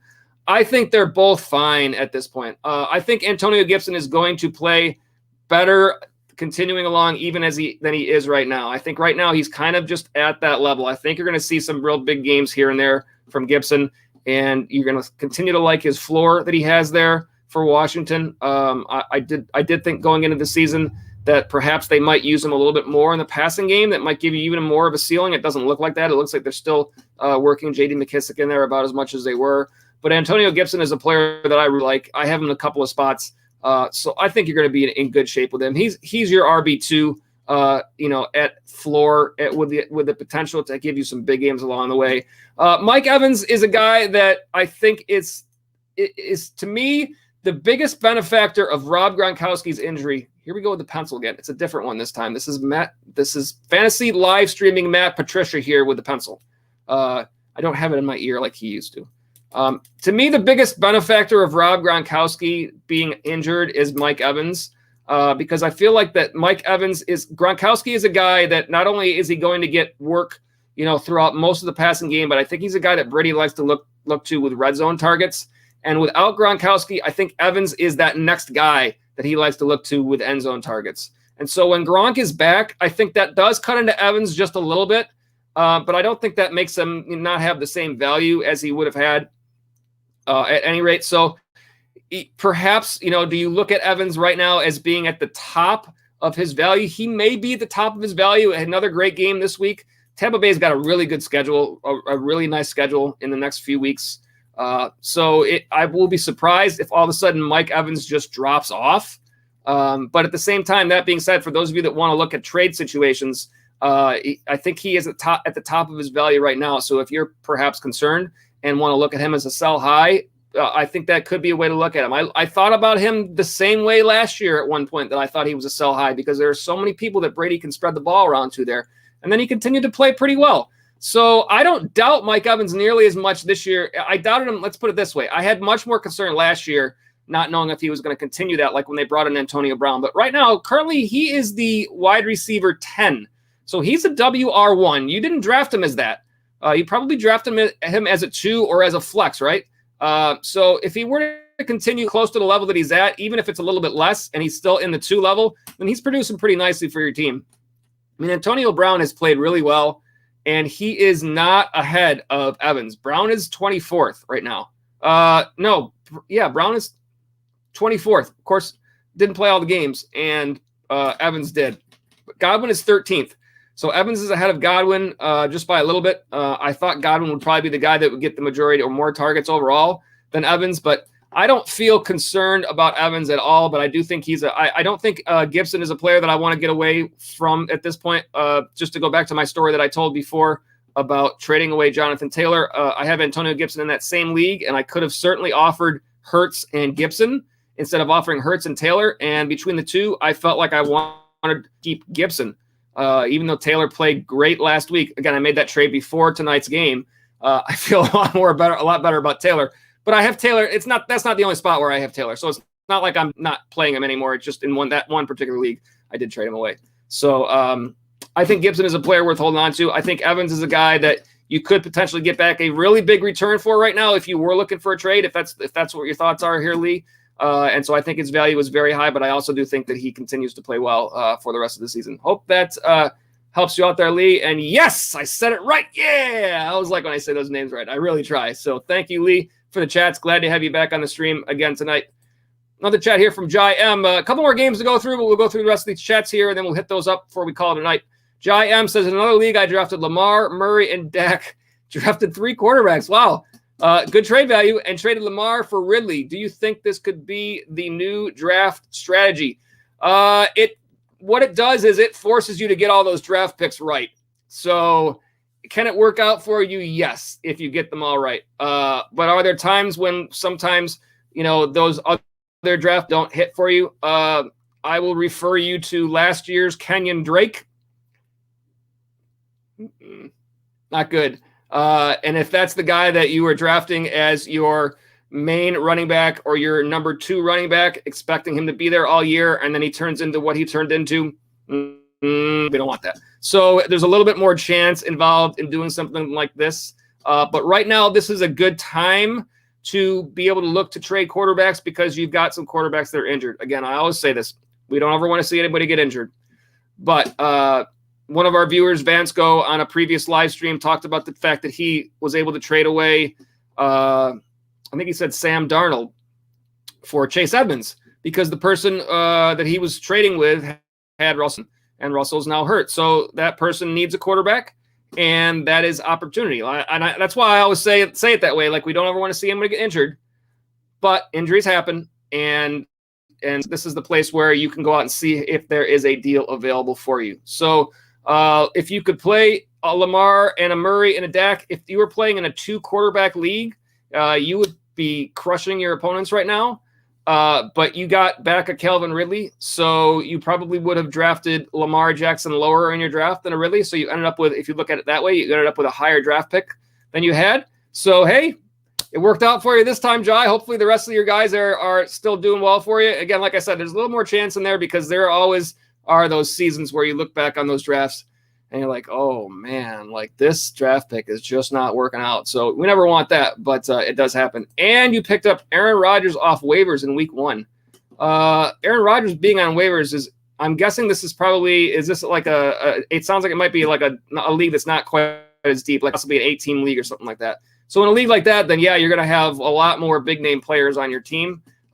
So I'm thinking that might be potentially where these leagues are, because I could see where that situation. I can't imagine in like a 14-team league that you would have Lamar, Murray, and Dak and Rodgers on the waiver wire. So every league is different, and you got to play, what you got. Follow up here, you say, I'm thinking about drafting 3 good quarterbacks and trading them to teams that lead a quarterback as well next week. At this point, as you look at, you got bye weeks at this point.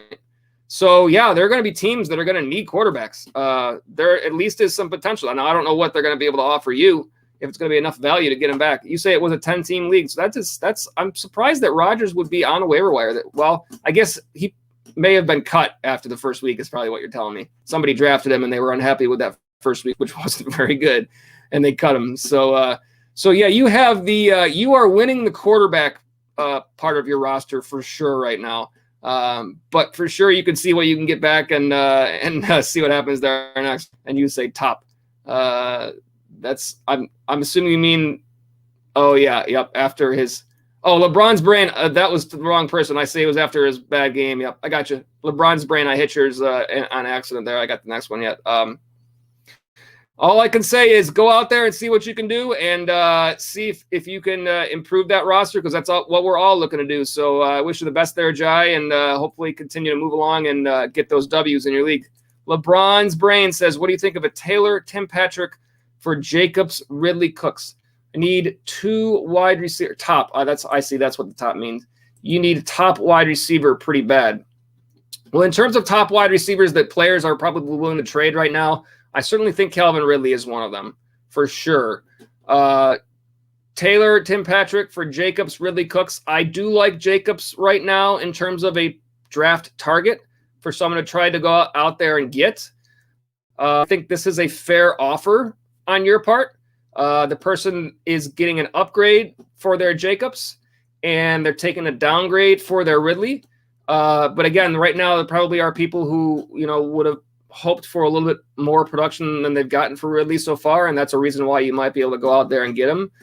So yeah, I think this is a fair offer, and I think this is an offer that you might be able to get from another team. And what it does for you is it offers you not only a top wide receiver potentially in Ridley, because you do expect him to play better, but it also offers you some depth, because Cooks has played well. I know it was a down week, but he has played well.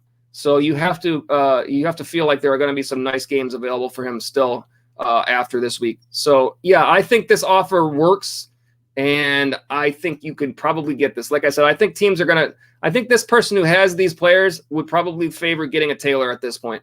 So I think you can steal. I think you can probably get this deal. And I think it probably is, fair for both sides.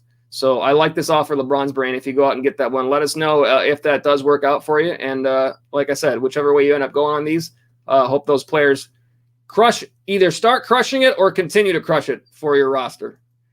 All right, we got a couple more games on the recap that we will go through before we call it a night here. I believe we've got 2 left to go through.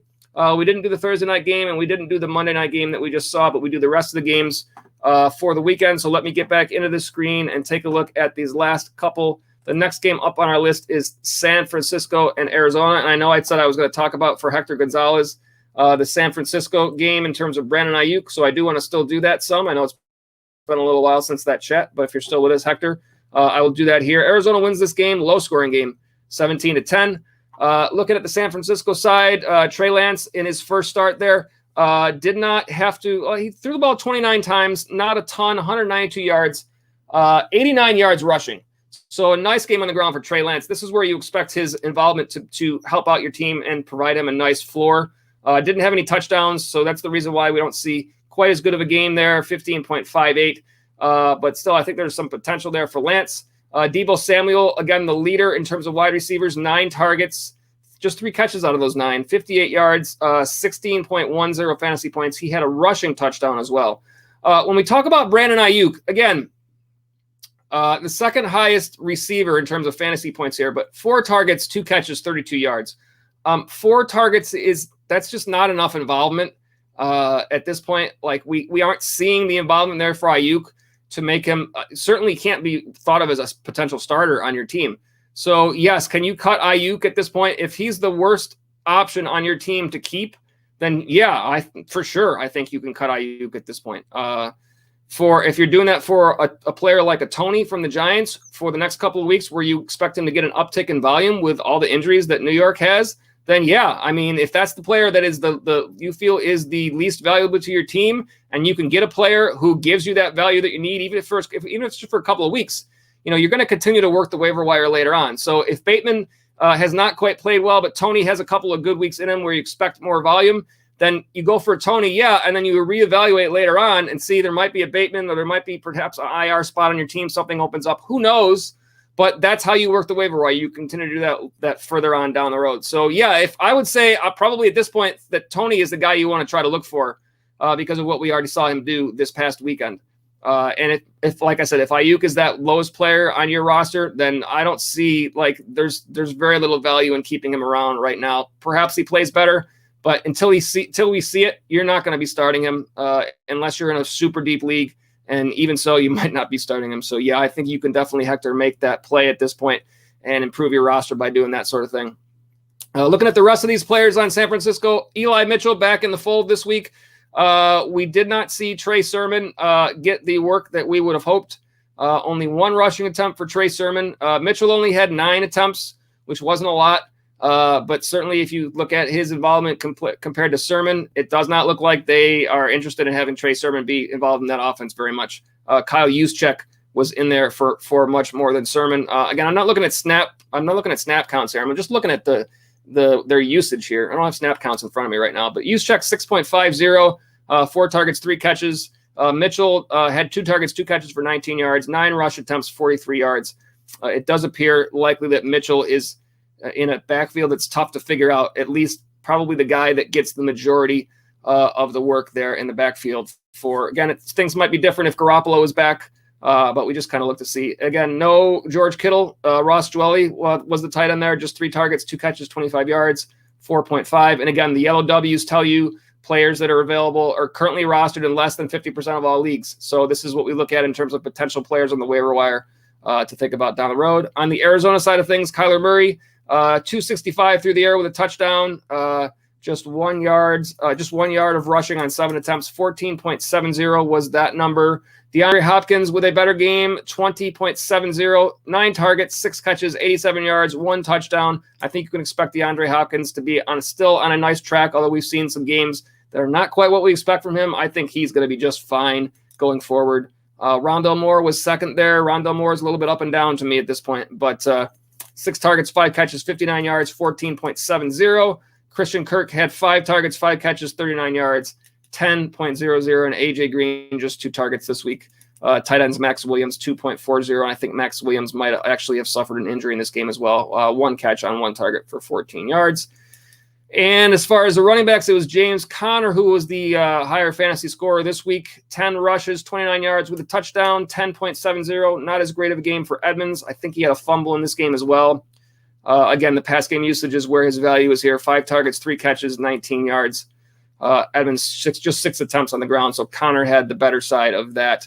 And so we look for that to continue to be a split going forward. But I know I talked about Conner on a previous stream this week, and I read one of the reports from Yahoo who had not a very good outlook on Conner, and I don't feel the same way. I think Conner has some value for you based on his play so far this year. Yeah, he's not the main guy there. I understand it, but the way that report was that I read, I don't look at it as quite what that was moving forward for Conner. I think he still has. And I think Chase Edmonds is going to continue to be fine as well. He's been very consistent before this game. All right, just see a couple more chats. We got one more game here to look at, and then I will wrap up the couple of chats before we call it a night here. And this game that we want to talk about is the Sunday night game. Buffalo at Kansas City. Buffalo wins this game 38-20. Josh Allen with a great game, 36.54 fantasy points, the number 4 quarterback scorer for the week. And once again this week, Emmanuel Sanders is the top scoring wide receiver for the Bills, 20.40, 6 targets, 3 catches, 54 yards, 2 touchdowns. The thing to look at here in this game is despite Josh Allen having that great of a game, again, 316 through the air, 3 touchdowns, 59 on the ground with a rushing touchdown as well. Only 27 pass attempts for Allen. So you would expect there to be games where he's throwing much more than that. They do seem to be running the ball more this year than they have like last year. Zach Moss with 7 rushes, 12.20 was his total, 37 yards there. Also had 4 targets, 3 catches for 55 yards. Diggs, only 8.90. You expect more from him, and you do expect more from him moving forward for the rest of the season. 5 targets, 2 catches, 69 yards. I think that, I think that that's going to continue to be that way where Sanders is the top scorer every week and Diggs is not. No, I don't expect that at all. I would be shocked if that's the way it continues to go. So you do expect Diggs to kind of turn around in future games, kind of looking at it the same way as you look at like a DeAndre Hopkins. There's been some games that have been like, but you expect to have some big games moving forward there. Dawson Knox, what a great pickup if you got him off the waiver wire at the tight end spot. 20.70 fantasy points, 4 targets, 3 catches, 117 yards with a touchdown. This is a player who has a younger player who has been showing improvement and perhaps is at that point where, he's going to be a continued player on an every week basis for you at the tight end spot. So one of those players who, a lot like Dalton Schultz, who you probably picked up off the waiver wire. And if you were able to do that at the tight end spot, it's so difficult. You feel really good about that pickup. So Dawson Knox is looking to improve your team moving forward. On the Kansas City side, of course, we watched that game. We expected this to be a little bit of a shootout on both sides, and Buffalo perhaps got the better side of this. Mahomes, not a bad game in terms of fantasy points, 22.22, but certainly not, the big Mahomes games that we get so frequently. 303 passing yards, 2 touchdowns, did have 2 picks. Also had 61 yards of rushing and had a fumble, it looks like, there as well. In terms of the running backs, it looks like Clyde Edwards-Helaire did have an injury in this game, and it looks like he's looking to be out. I'm not sure how long. I don't know what the time frame was on that, but it looks like he is at least out. I want to say at least this week. I don't want to say how far it is without knowing, but that does make it worth looking at on your waiver wire for a guy like Daryl Williams, who I would think would be the guy that would be the main guy there in that offense. 5 rushes for 27 yards in this game. He had 6 targets, 3 catches, 18 yards. Against CEH, had 7 rushes in this game for 13 yards and 2 targets, 1 catch for 11 before he was injured. So I think Daryl Williams, a guy to look at on your waiver wire. Again, the yellow W's tell you players are rostered in less than 50% of all leagues. So that's what we're looking for there. On the receiving side, Mecole Hardman was the top fantasy scorer there with 12 targets, 9 catches, 76 yards. Tyreek Hill, 14.80, did have 13 targets, 7 catches, 63 yards. And then Travis Kelce, of course, as always, 20.50 fantasy points. That was 12 targets, 7 catches, 75 yards with a touchdown. This, for the fact that you would probably consider this have been a down game for Kansas City, I mean, the production you got out of these guys was still probably, okay in terms of your fantasy roster. I mean, there's going to be a lot of times where Kansas City has those huge games. You would probably look at this as having been a down game for Kansas City. So you probably feel just fine with your players in future weeks, when they are more back to what we expect to see from them on an every week basis. But nonetheless, probably still wasn't enough to cost you your league this week unless you had other real issues at other spots. But that is the final game on our recap. That is all the weekend's games with the exception of tonight's game. And also we didn't do Thursday because that was so long ago. You guys know what happened on Thursday. But that is our week 5 recap. We got a couple of chats to get to before we call it night here. And let's see. Jai M says, is this the time to sell high on Deebo Samuel? I mean, yeah, I think you can. But to me, for someone like a Deebo or someone that you're looking at as a sell high, if they continue to show consistent production, then you also want to think, well, perhaps it's not worth selling high. Perhaps even if he's not completely at the level that he is, it's still a level that you want on your team. You look at his numbers so far. I mean, this is sell high to me is a guy that has a big game that perhaps hasn't been playing great and then has a couple of big games, or you're not sure if that level of production is going to stay there for the whole season. But Deebo Samuel right now, I'm in a PPR format. Here are his numbers for 5 games. They're on bye this week as well.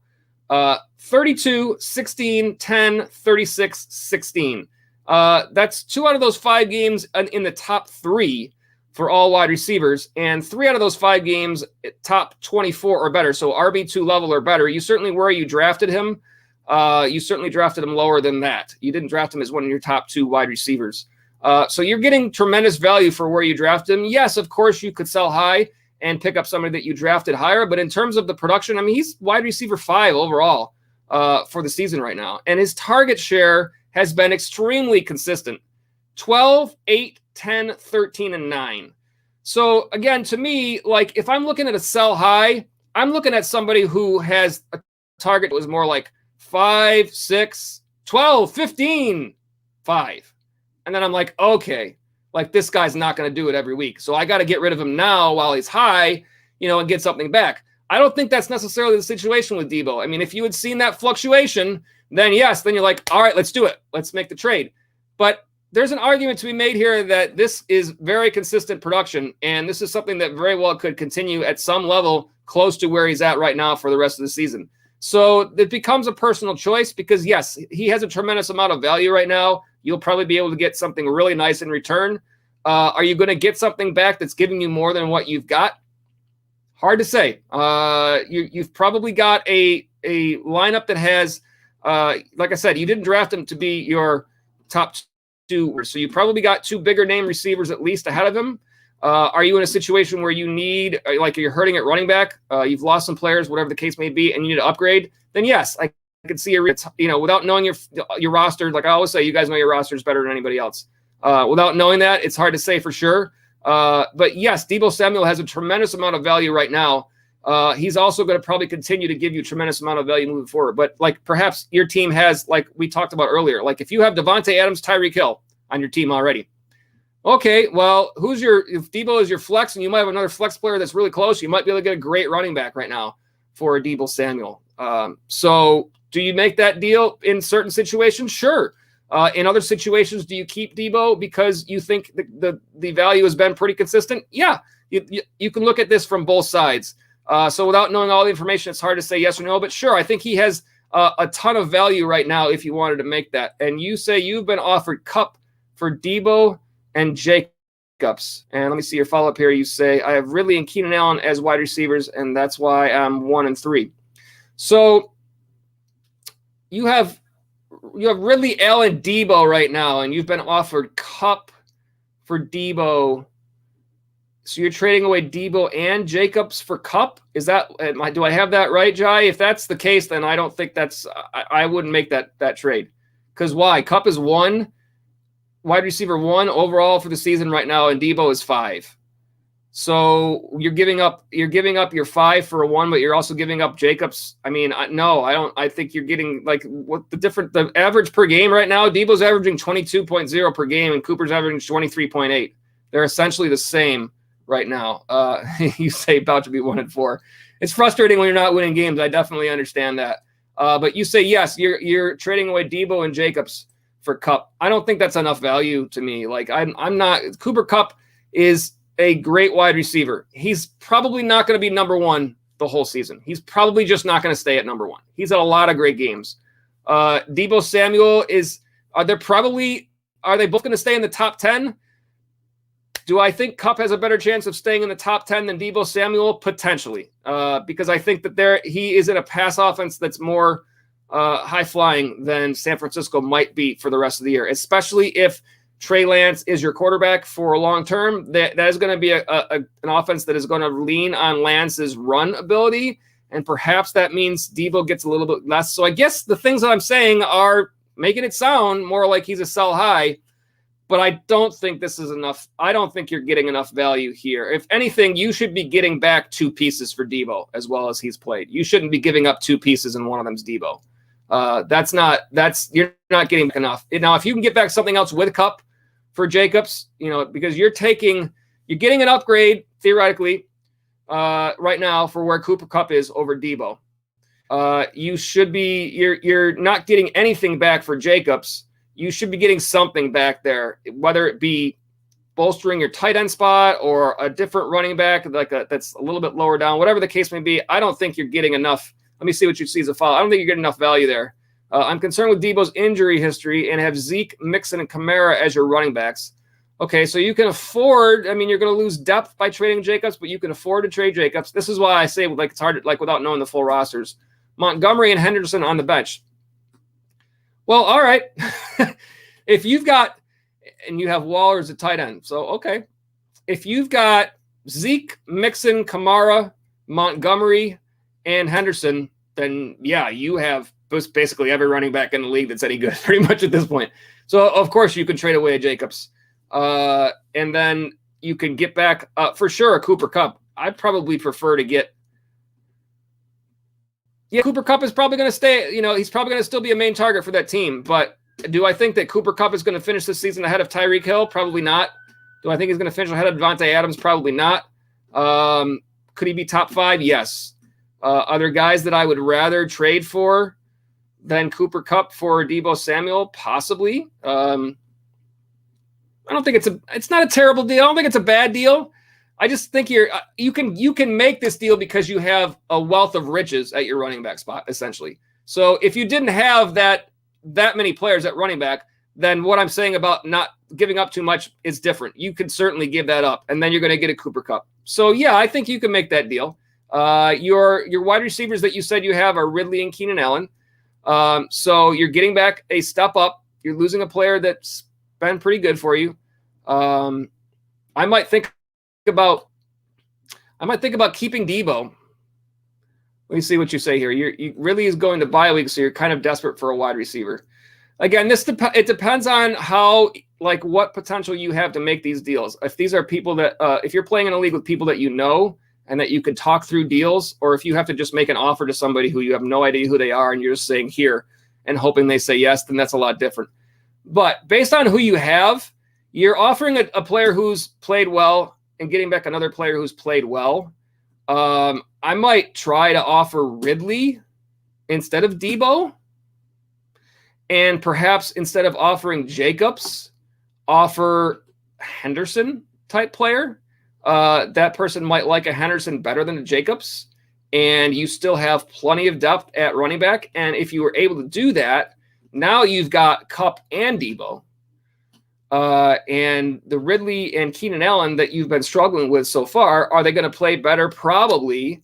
But if you do Debo for Kupp, you're still playing Ridley Allen. So if those are the players that you are least happy with the production you've gotten so far, if you would rather that you had gotten more production than you've gotten so far out of those players, then I might try to package one of those guys instead. Keenan Allen to me has if somebody offered me Keenan Allen, I would seriously consider taking that trade. Keenan Allen's a player that I like a whole lot. If that person needs help at the running back spot, like if they have a Cooper Kupp and they have great depth at wide receiver, you might not be able to get Kupp without offering Debo. I would want to try to keep both if I could. Now, like I say, your roster is better than anybody. Perhaps you're sitting there saying, no, Joe, like I can't get that.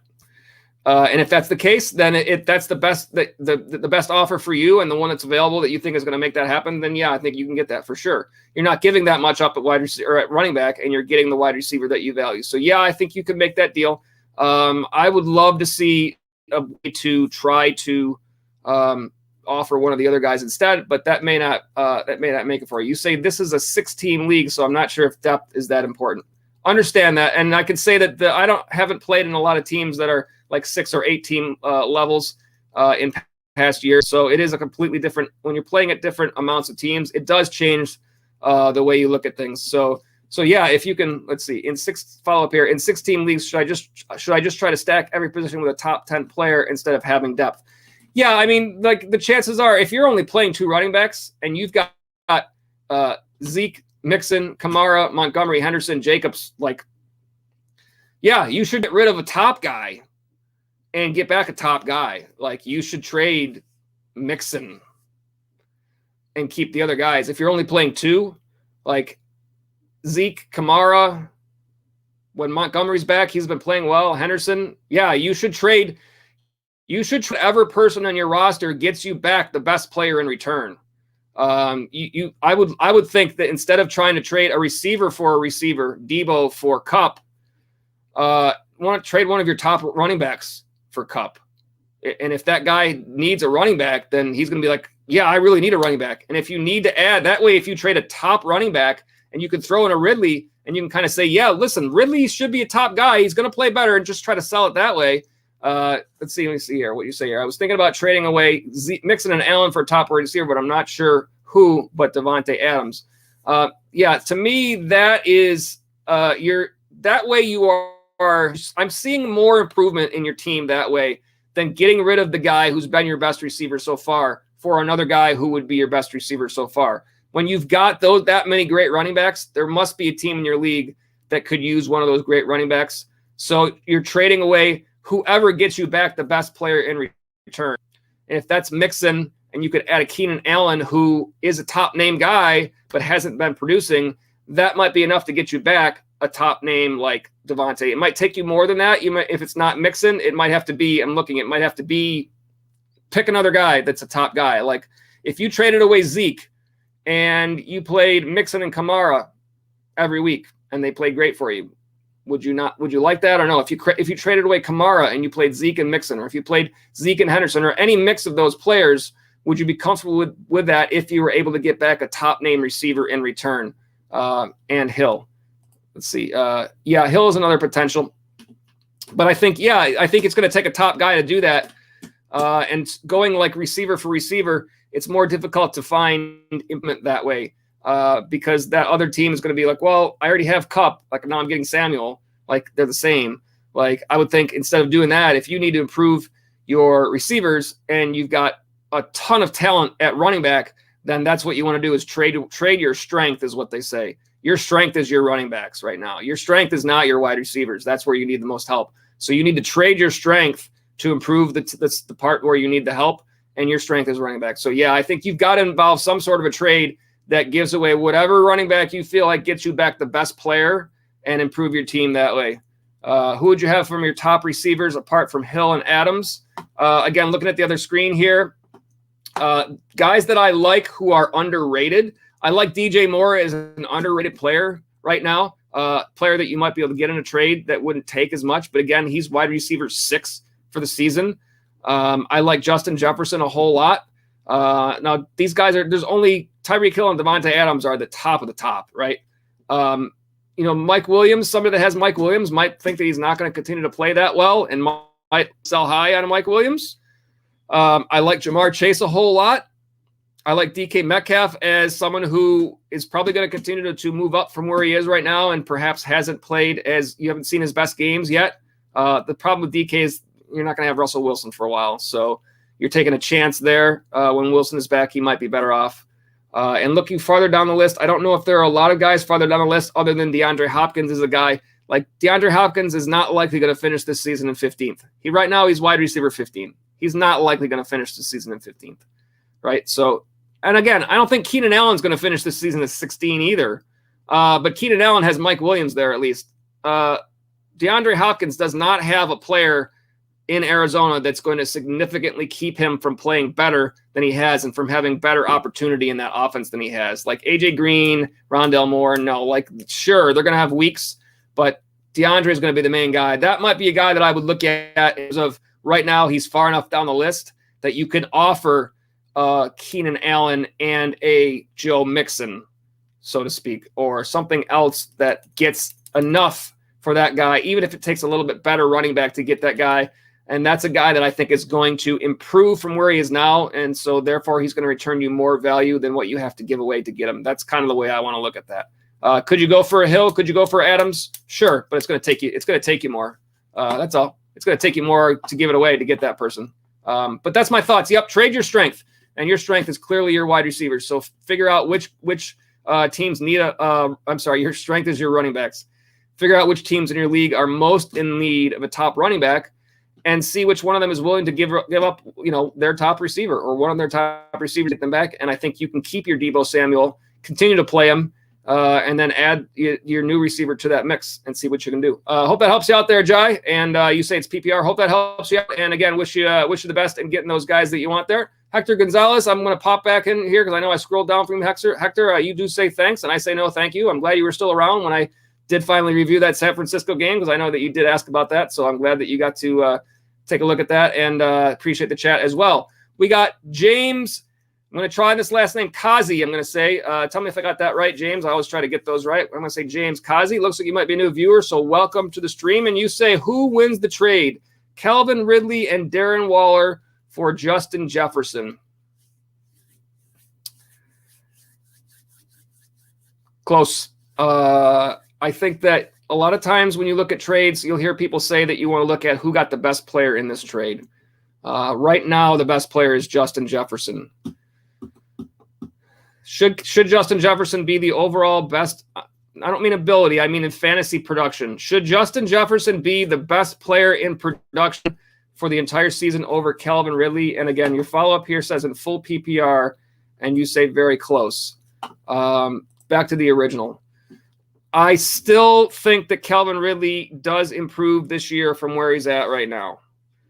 And I do think that we have seen, like, this wasn't a great week for Adam Thielen, but in Minnesota, you've got Thielen and Jefferson.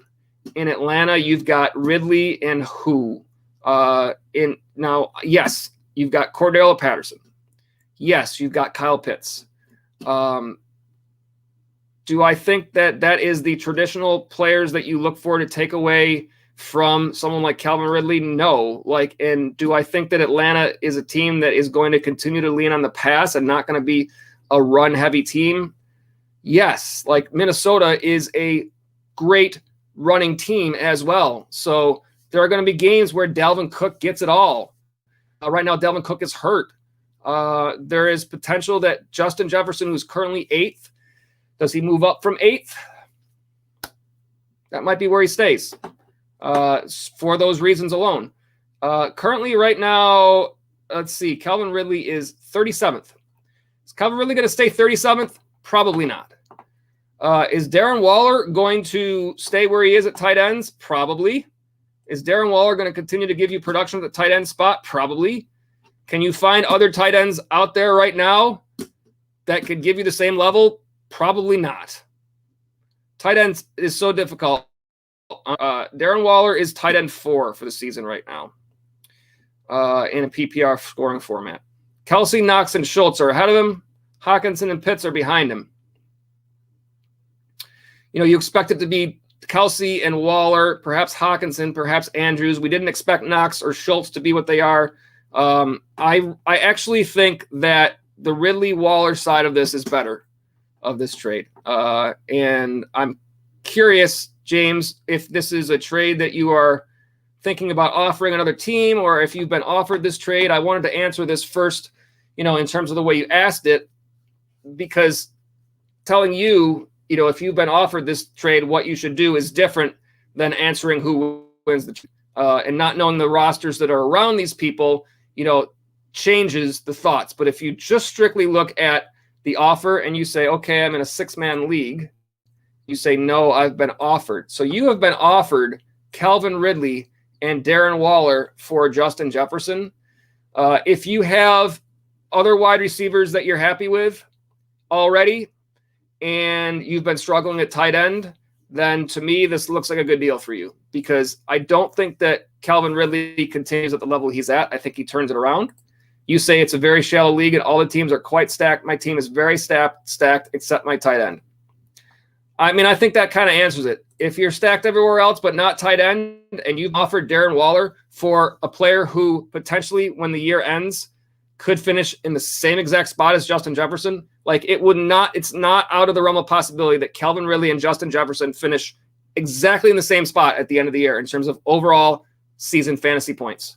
I would not be surprised at all, and I would not be surprised still if Calvin Ridley potentially could finish ahead of Jefferson. Now, he's off to a much slower start, but if they're equal and Waller is way above what you got for tight end, then the Ridley-Waller side is in your favor. That's what I think about this one. Let me see what else you say here. Who is Fant? Noah Fant from Denver is a fine tight end, but not Waller's level by any means. Darren Waller, you expect to be the number one target in the Las Vegas offense. Noah Fant is going to have some good games, but not Darren Waller's level. You say you've got Diggs, McLaurin, and A.J. Brown, and Aaron Jones and Alvin Kamara. You have Fant now. Yeah, Waller is a clear upgrade to Fant. Who is Fant? I will take that as whoops, I clicked on the wrong one. You say, sorry, typo. Not a problem, because this is the way I'm going to look at it. This is the Jeopardy chat of the night. The question was, let me see, how do I word this right? I have to do my best Aaron Rodgers Jeopardy host. This player is currently the tight end for the Denver Broncos, but does not give you nearly as much value as Darren Waller in your fantasy roster. Who is Noah Fant? Beep, beep, beep. That's the answer. So yeah, I think that I like the fact that you're upgrading the Ridley. You're getting back Calvin Ridley. Now, of course, these are your receivers. So far, these receivers are underproducing from what you've expected from them. So you're also expecting that Stefan Diggs has better games. Not that he's playing poorly, but you've seen Emmanuel Sanders be the top guy in fantasy for that team. McLaurin's been okay. He's going to continue to be good. I think he's going to probably, be better in some weeks than he has been. A.J. Brown has been a disappointment so far. You're hoping that he turns it around at this point. So yeah, I think that you're still in a situation where you got another receiver that you're hoping, but you're putting your team in a situation, which is why you're 1-4. I see that, chat. I can definitely understand that, because I'm in the same boat. I have A.J. Brown in a couple of spots this year. So what would you be able to do here? Ideally, you'd be able to keep Justin Jefferson and put together a deal with like A.J. Brown for Darren Waller and Calvin Ridley, but you're not going to probably get that deal. Like, in order to get that deal, you have to give up something really good, because Darren Waller is really good. So I totally understand that. But I do think that Calvin Ridley, there's a lot of potential there for you. So yeah, I think that side of the deal is better. And yes, you have to give up Justin Jefferson, but I think that you are improving your team by doing that. Because I do think overall, again, it's fantasy football, and you never know what happens by the end of the year. It'd be great to be able to, for every opinion to be exactly spot on, right? Of course, that's never going to happen. But I do think that by the end of the year, we're 5 games in to a 17-week season. I think it's very possible that Ridley and Jefferson end up exactly the same. Like, they're both 8th or something like that, let's say, for the year. And therefore, if that happens, you haven't lost anything. You've gained at the tight end spot, and you're back where you want to be at that point. You say the person who's trading me is a Vikings fan, so he loves them. Yeah. So I think you can make that deal for sure and improve your team and give it a shot. And if not, you at 1-4, you have to take those shots, right? I totally agree with that at this point. So, yep, you take that opportunity. You can turn things around. This is your chance. You got a person who wants a deal. You got something available. You're getting back a better deal back. Hit it up. See what happens. Get those W's, move forward, turn it around. And at the end of the season, you face off with that guy in the championship that's playing Jefferson. You hope for Ridley to have his best game of the year against him. Take down a championship, right? That's the game plan, right, James? You can go out and get it. Good luck to you, James. I hope that helps you out. Glad to have you on the stream. If you are a new viewer, look forward to seeing you in future streams as well. Let me see. I know I've jumped around here, so I always say this. If I miss anybody on the chats, just say, hey, Joe, you missed mine, because I do scroll around and I want to make sure I don't miss anyone. So I'm scrolling back up now to see where I left off. I think I'm on MK next. And MK, welcome back to the stream. One of our regulars say, hey, TFF. I say, welcome back. Should I move Diggs? I have Cup and Hill. I just always see him booming. But who would you move? 8-man full PPR, you say. Let me see the follow-ups here. Also, I'm thinking about starting Kareem Hunt at RB2 with Daryl Henderson. We'll look at that from the question here, which you have, should you move Diggs, keep Cup and Hill? I certainly think it's reasonable to keep Cup and Hill if you're thinking of moving one of these players. I think that there are going to be players in the league who believe that Stefan Diggs will play better through the rest of the year. So for them, this would be like a buy low on Stefan Diggs. Unfortunately for you, that means they're going to offer you less value for Stefan Diggs right now because he hasn't had a great game. So if you think that Stefan Diggs is not going to continue to play, let's say you don't think Stefan Diggs is going to have as big a season as he had last year. If you trade him right now, his value is probably not as high as it potentially could be because we've seen a couple of games where you're like, eh. So therefore, the person that you're trading going to be like, I don't know if I want Diggs. Let me give you something like this who's nothing to me. And do you like that deal? No, of course you don't like that deal. So they're going to be like, yeah, if you want to get something good for me, you're going to have to give me Cup and Hill. I don't want Diggs. If you wait and see if Diggs has a great game in the next couple of weeks, and then you still feel that this is just a 1 or 2 week thing from Diggs, that this is not going to be consistent the whole year, now you've got him at a level where that person who potentially thinks that Diggs is going to be better the rest of the year, they're like, Diggs is starting to play better. And now this person is offering me Diggs. I should get that. And therefore, you're going to get more for it. That's the way I see the value happening. So do I think right now is the time to move Diggs? Potentially not, because Diggs would be considered a buy low to that person that you're offering to, which means you're not going to get back the value that you deserve for Stefan Diggs. I think wait until Diggs has a couple of good games, and then you reevaluate. And then you can decide, like, it's kind of like this is the situation that is with Jonathan Taylor right now.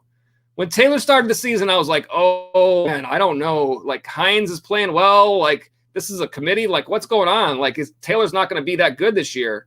Now Jonathan Taylor's played a couple of good games, okay? If you waited to trade Jonathan Taylor, if you were unhappy with him after the first couple of weeks, and you got rid of him then somebody else in your league was like, I know Jonathan Taylor's going to play better. I'm going to get him now. It's not going to cost me that much.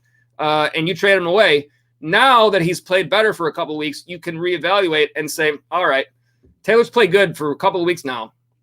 Do I think he's going to continue this every week? Or is he going to have 2 bad games after this 2 good games? And if you feel he's going to have 2 bad games, then you're selling him high at that point. If you think he's going to continue to play well, you keep him.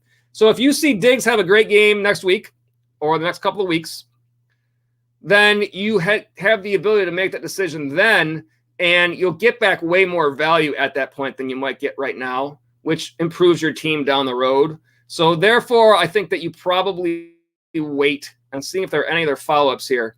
And you say, yeah, the deals have been low, laughing. That's what's going to happen, because that's what I would do if I was the other person. I would be like, especially if these are people that you know. And even if they're not, if you're playing in a league where you know people and it's like, here's the offer, like take it or not.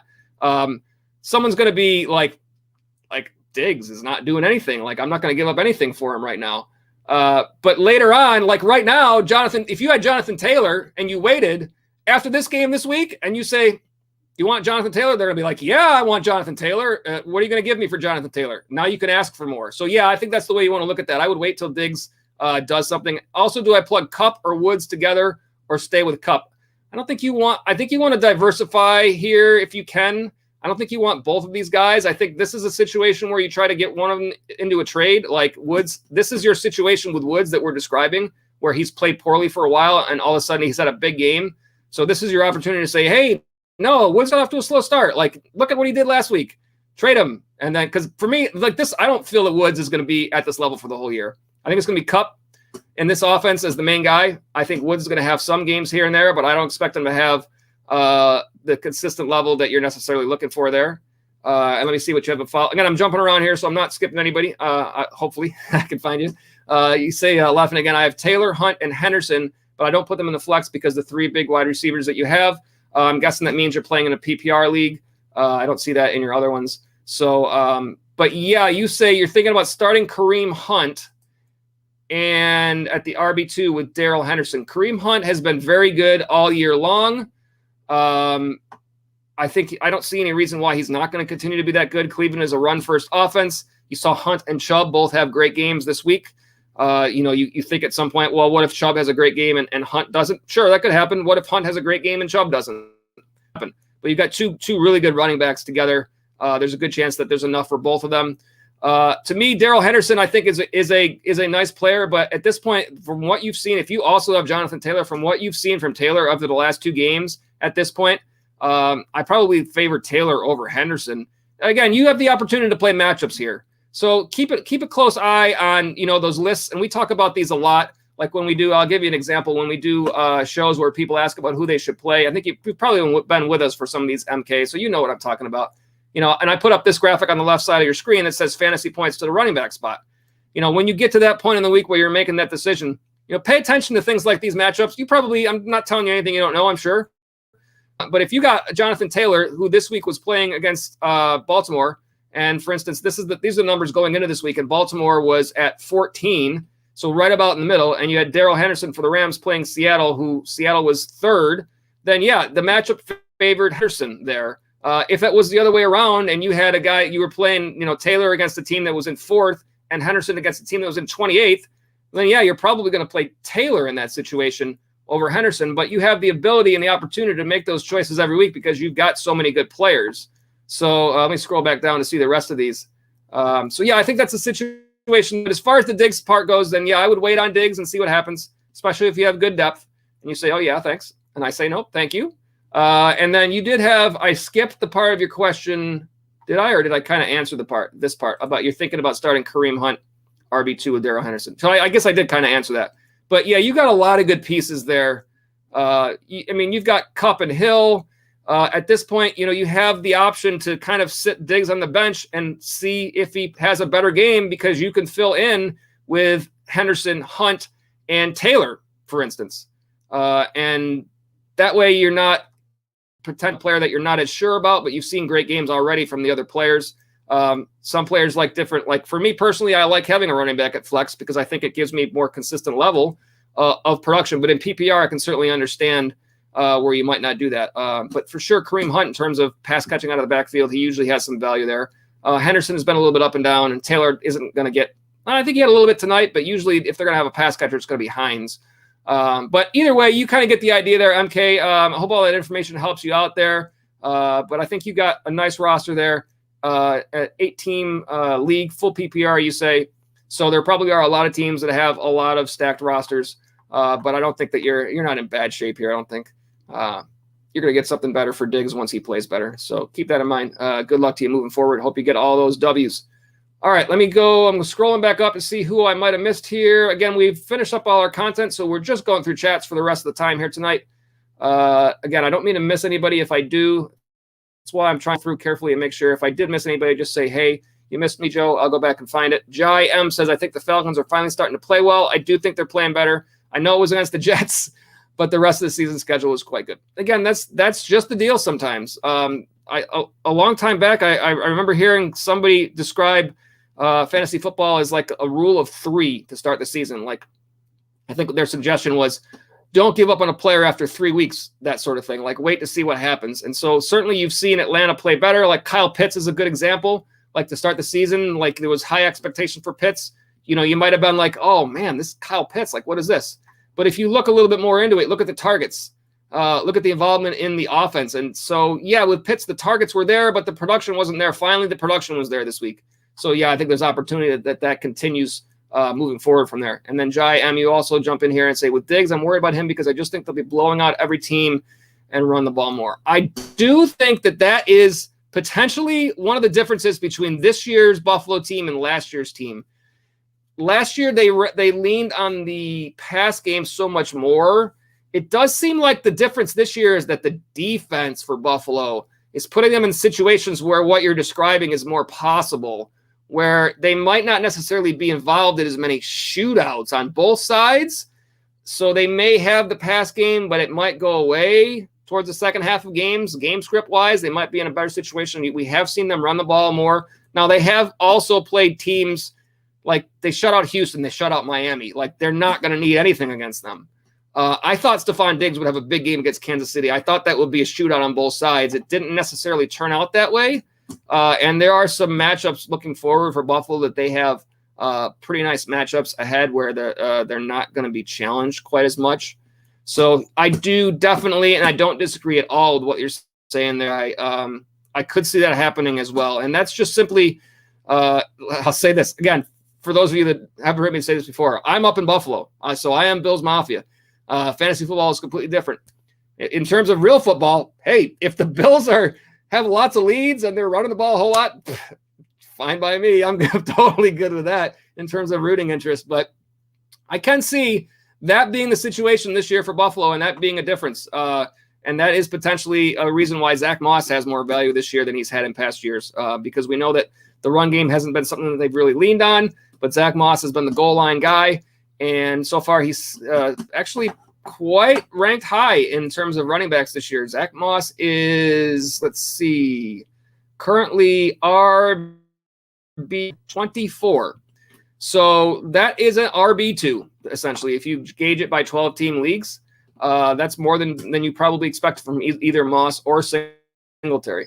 You say their defense is quite good. So, yeah, I definitely do agree with that, which is all the more reason for, like I was saying to MK, like if you feel with good reason, then wait for that game when they do have to throw the ball or they get behind early and all of a sudden Stefan Diggs puts up 20, 25, 26, 29, 30, whatever the case may be. And then when he has that big game, now that's your opportunity. Like if that's the way you feel. Again, if you feel the other way, if you feel like he's going to continue that, then not so much.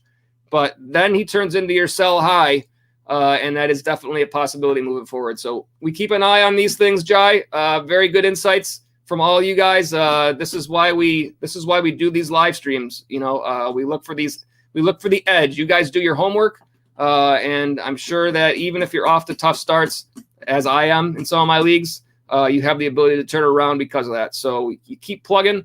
You keep looking for ways to improve your team, and hopefully by the end of the season, you find yourself in that spot in the playoffs where you want to be. All right, let me see. One more follow-up here from Jai M. Do you think I should try to buy low on DK Metcalf? Yes, I think DK Metcalf is a great buy low at this point. I doubt that he's going to have the same production with Russell Wilson out as he would with Wilson there. You say I could convince the owner that the Seahawks have a backup quarterback and try to offer Allen and someone else. Yeah. Listen, right now, if you've got – there's two ways to look at this. That person right now might agree and be worried about Russell Wilson not being there. They might do Keenan Allen for DK Metcalf straight up right now if you wanted to do it. They might do DK Metcalf for an RB2 straight up right now if they're worried. Either way, you can make that offer now, or if you feel strongly yourself that DK is not going to play well, backup quarterback. I don't know for sure the stats from like when Wilson was out. I don't know how many of the targets for Metcalf this past game were that. I don't have those stats in front of me, and I perhaps can look up some of that information. But either way, if you don't make that deal before this game, I'm looking it up as I talk here, you have the next game to see what happens. And if that actually happens, and then it's not just being worried that he's going to have less production without Russell Wilson, then it actually is him having less production without Russell Wilson. And again, that gives you the chance. So DK Metcalf, let's see, DK Metcalf only had game. Caught all 5 of them, 98 yards, 27 fantasy points. Again, I don't know if that means he had 5 targets before Wilson went out and none after. I'm not sure what the split was there. But yeah, I think it's a definite buy low situation. With Geno as quarterback, he mainly targeted DK. Okay. And sometimes that happens because the backup is going to look to that player just because they know where their bread is buttered. That could also happen. But, yeah, I do think DK Metcalf is a good opportunity is somebody to go after at this point. And what can you offer? Who knows? But, again, it depends on what the person has and what they would be willing to part with. Do you think I wait till they play the Steelers or try to trade now? let's look at the matchups. I wonder if I have, so I don't have updated, let's see here. What I could put up on the screen, I don't have an updated graphic after week 5. This is going into this week. But these are the fantasy points allowed to wide receivers going into this week. So Pittsburgh was fifth fantasy points to wide receivers going into this week. If they are anywhere near that, then that means that DK, if they're playing Pittsburgh in week 6, I don't have the games in front of me, but I assume that's what you're telling me is that Seattle plays Pittsburgh this week. Then yes. Then that means it's a really good matchup for DK Metcalf, and the chances of him having a bad game are not as good. So based on that, I would try to make the offer now, based on everything that we said, because it seems like a greater chance that he will play well given a good matchup than he would play poorly. I would try to make that offer right now. And if you don't get it, then you can always go back and see what he does and reevaluate and change your offer or see if that person feels differently at that point. But yeah, I think there's a better chance of the worry of the person being concerned now, given the matchup, than him having a bad game given the matchup. So I would try to make that trade now. Hope that helps you out there, Jai. And wish you the best on all those. Awesome. We have had a good night of chat.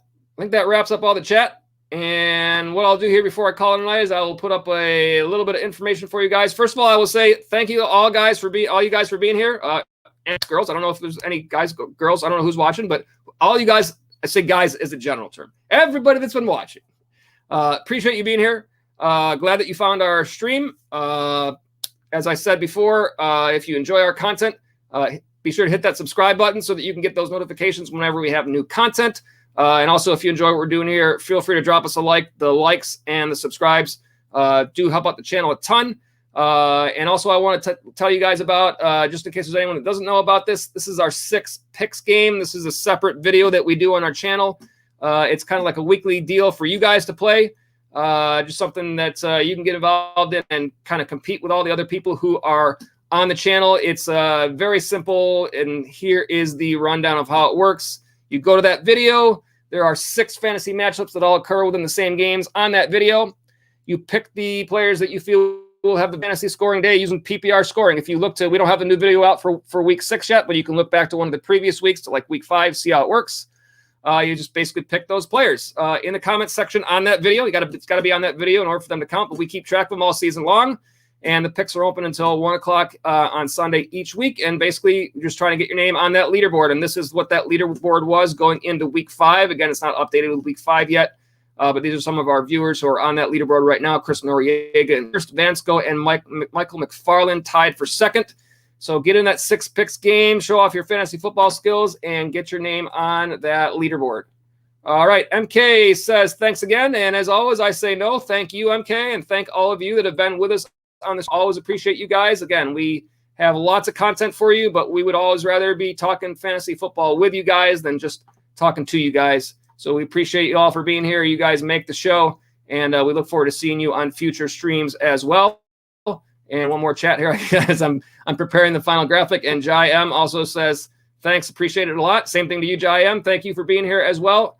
And all you guys, if you're watching live, if you're watching on replay, we appreciate you as well. Feel free to drop us your comments. Let us know what you think about our information and about any of the fantasy topics that we've talked about in this week or any future weeks. We appreciate all you guys. Got a nice week 6 on its way. It's waiver wire time next, so it's time to look for those players that can improve your team as we look towards week 6 moving forward. And if you're off to a good start, we keep rolling with good wins. And if you're off to a not so good start, we look for opportunities to turn it around. Either way, it's on to week 6 and looking to make our way through this fantasy football season. So again, that'll wrap it up for tonight's show. Appreciate you being here. As we always say, good luck at fantasy. We'll see you next time.